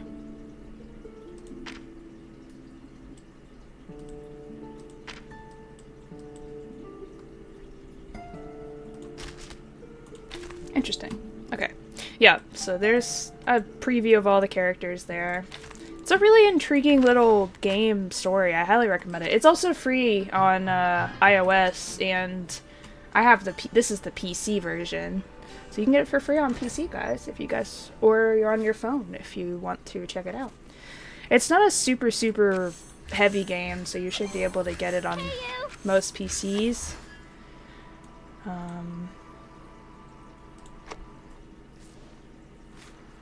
Forte. I recommend it. It's really fun and really cute. It's always And lots good of to have you waifus. here, And we love no them all. matter if you found a bargain or suffered a loss. So I don't have enough to send her again. But it's fine. Actually, I could do one more. I think I needed the dust. So let's do this one. Or I could wait till 25. How much longer is the time on that?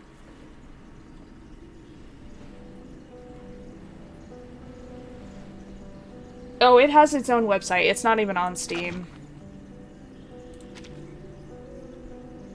You download it like you do Genshin from their actual website.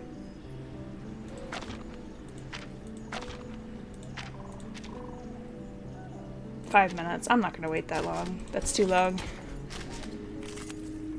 But I actually like the PC version more than I do the phone version. Because I don't like watching on a tiny screen. I have a hard time playing games like that. Don't be so hard. It hurts my eyes. Just like real time. The ingredients for Erna said it was very effective. Please believe me. God. Don't be so hard. God. It's looking away. It should be fine, right?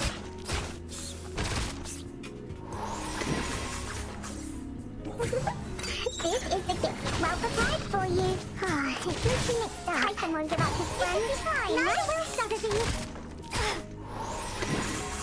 Bravo. It's looking mixed up. Here's something fun for you. It should be fine, right? Fragrance and dazzle can easily confuse one's vision. The ocean dried and I'm alone again. A little bit hot here. What? Just like real time. Pussy god! Where is the pussy god? Hey! Pussy god! Where is the pussy Just like real time. This is the gift. Well prepared for you. The ocean dried and I'm alone again. Now, to divide the spoils. Or should I say, a reasonable reallocation of the profits? She said what she said.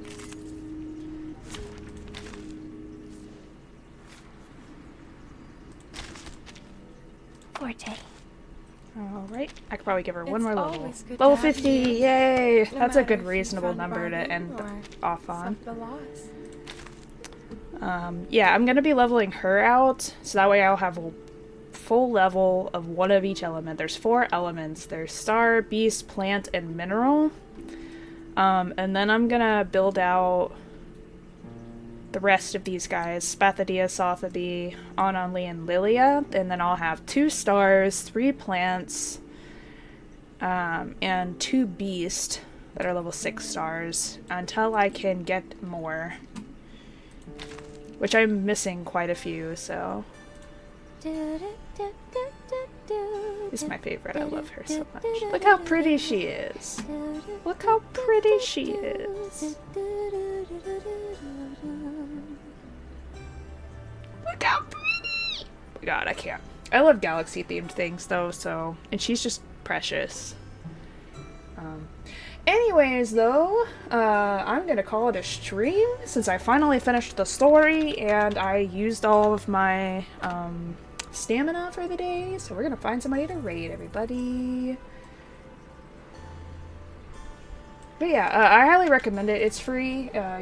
It's like one of those paid to play games. If you want to spend the money on it, you can. But it's not necessary at all. So let's see who's Steweeman and who we can raid, everybody. And she plays the violin. Look at her. Asura stopped by before her stream earlier, so I'm gonna raid Asura. She's a really sweet bean. We love her. I'm not quite sure what she's working on today, but she's doing just chatting right now, planning out her monthly content stuff, I guess. So go check out and follow and support her. She's really sweet. I didn't put out a schedule this week. I do apologize, but I am going to be streaming Horizon Dawn 2 tomorrow. Yee! Happy Saturday, everybody. Hopefully at noon, so you'll catch me doing more Horizon hunting thingies tomorrow. And I will be releasing content as I release content. So thank you all much for stopping by, and I will catch y'all next time. Bye-bye!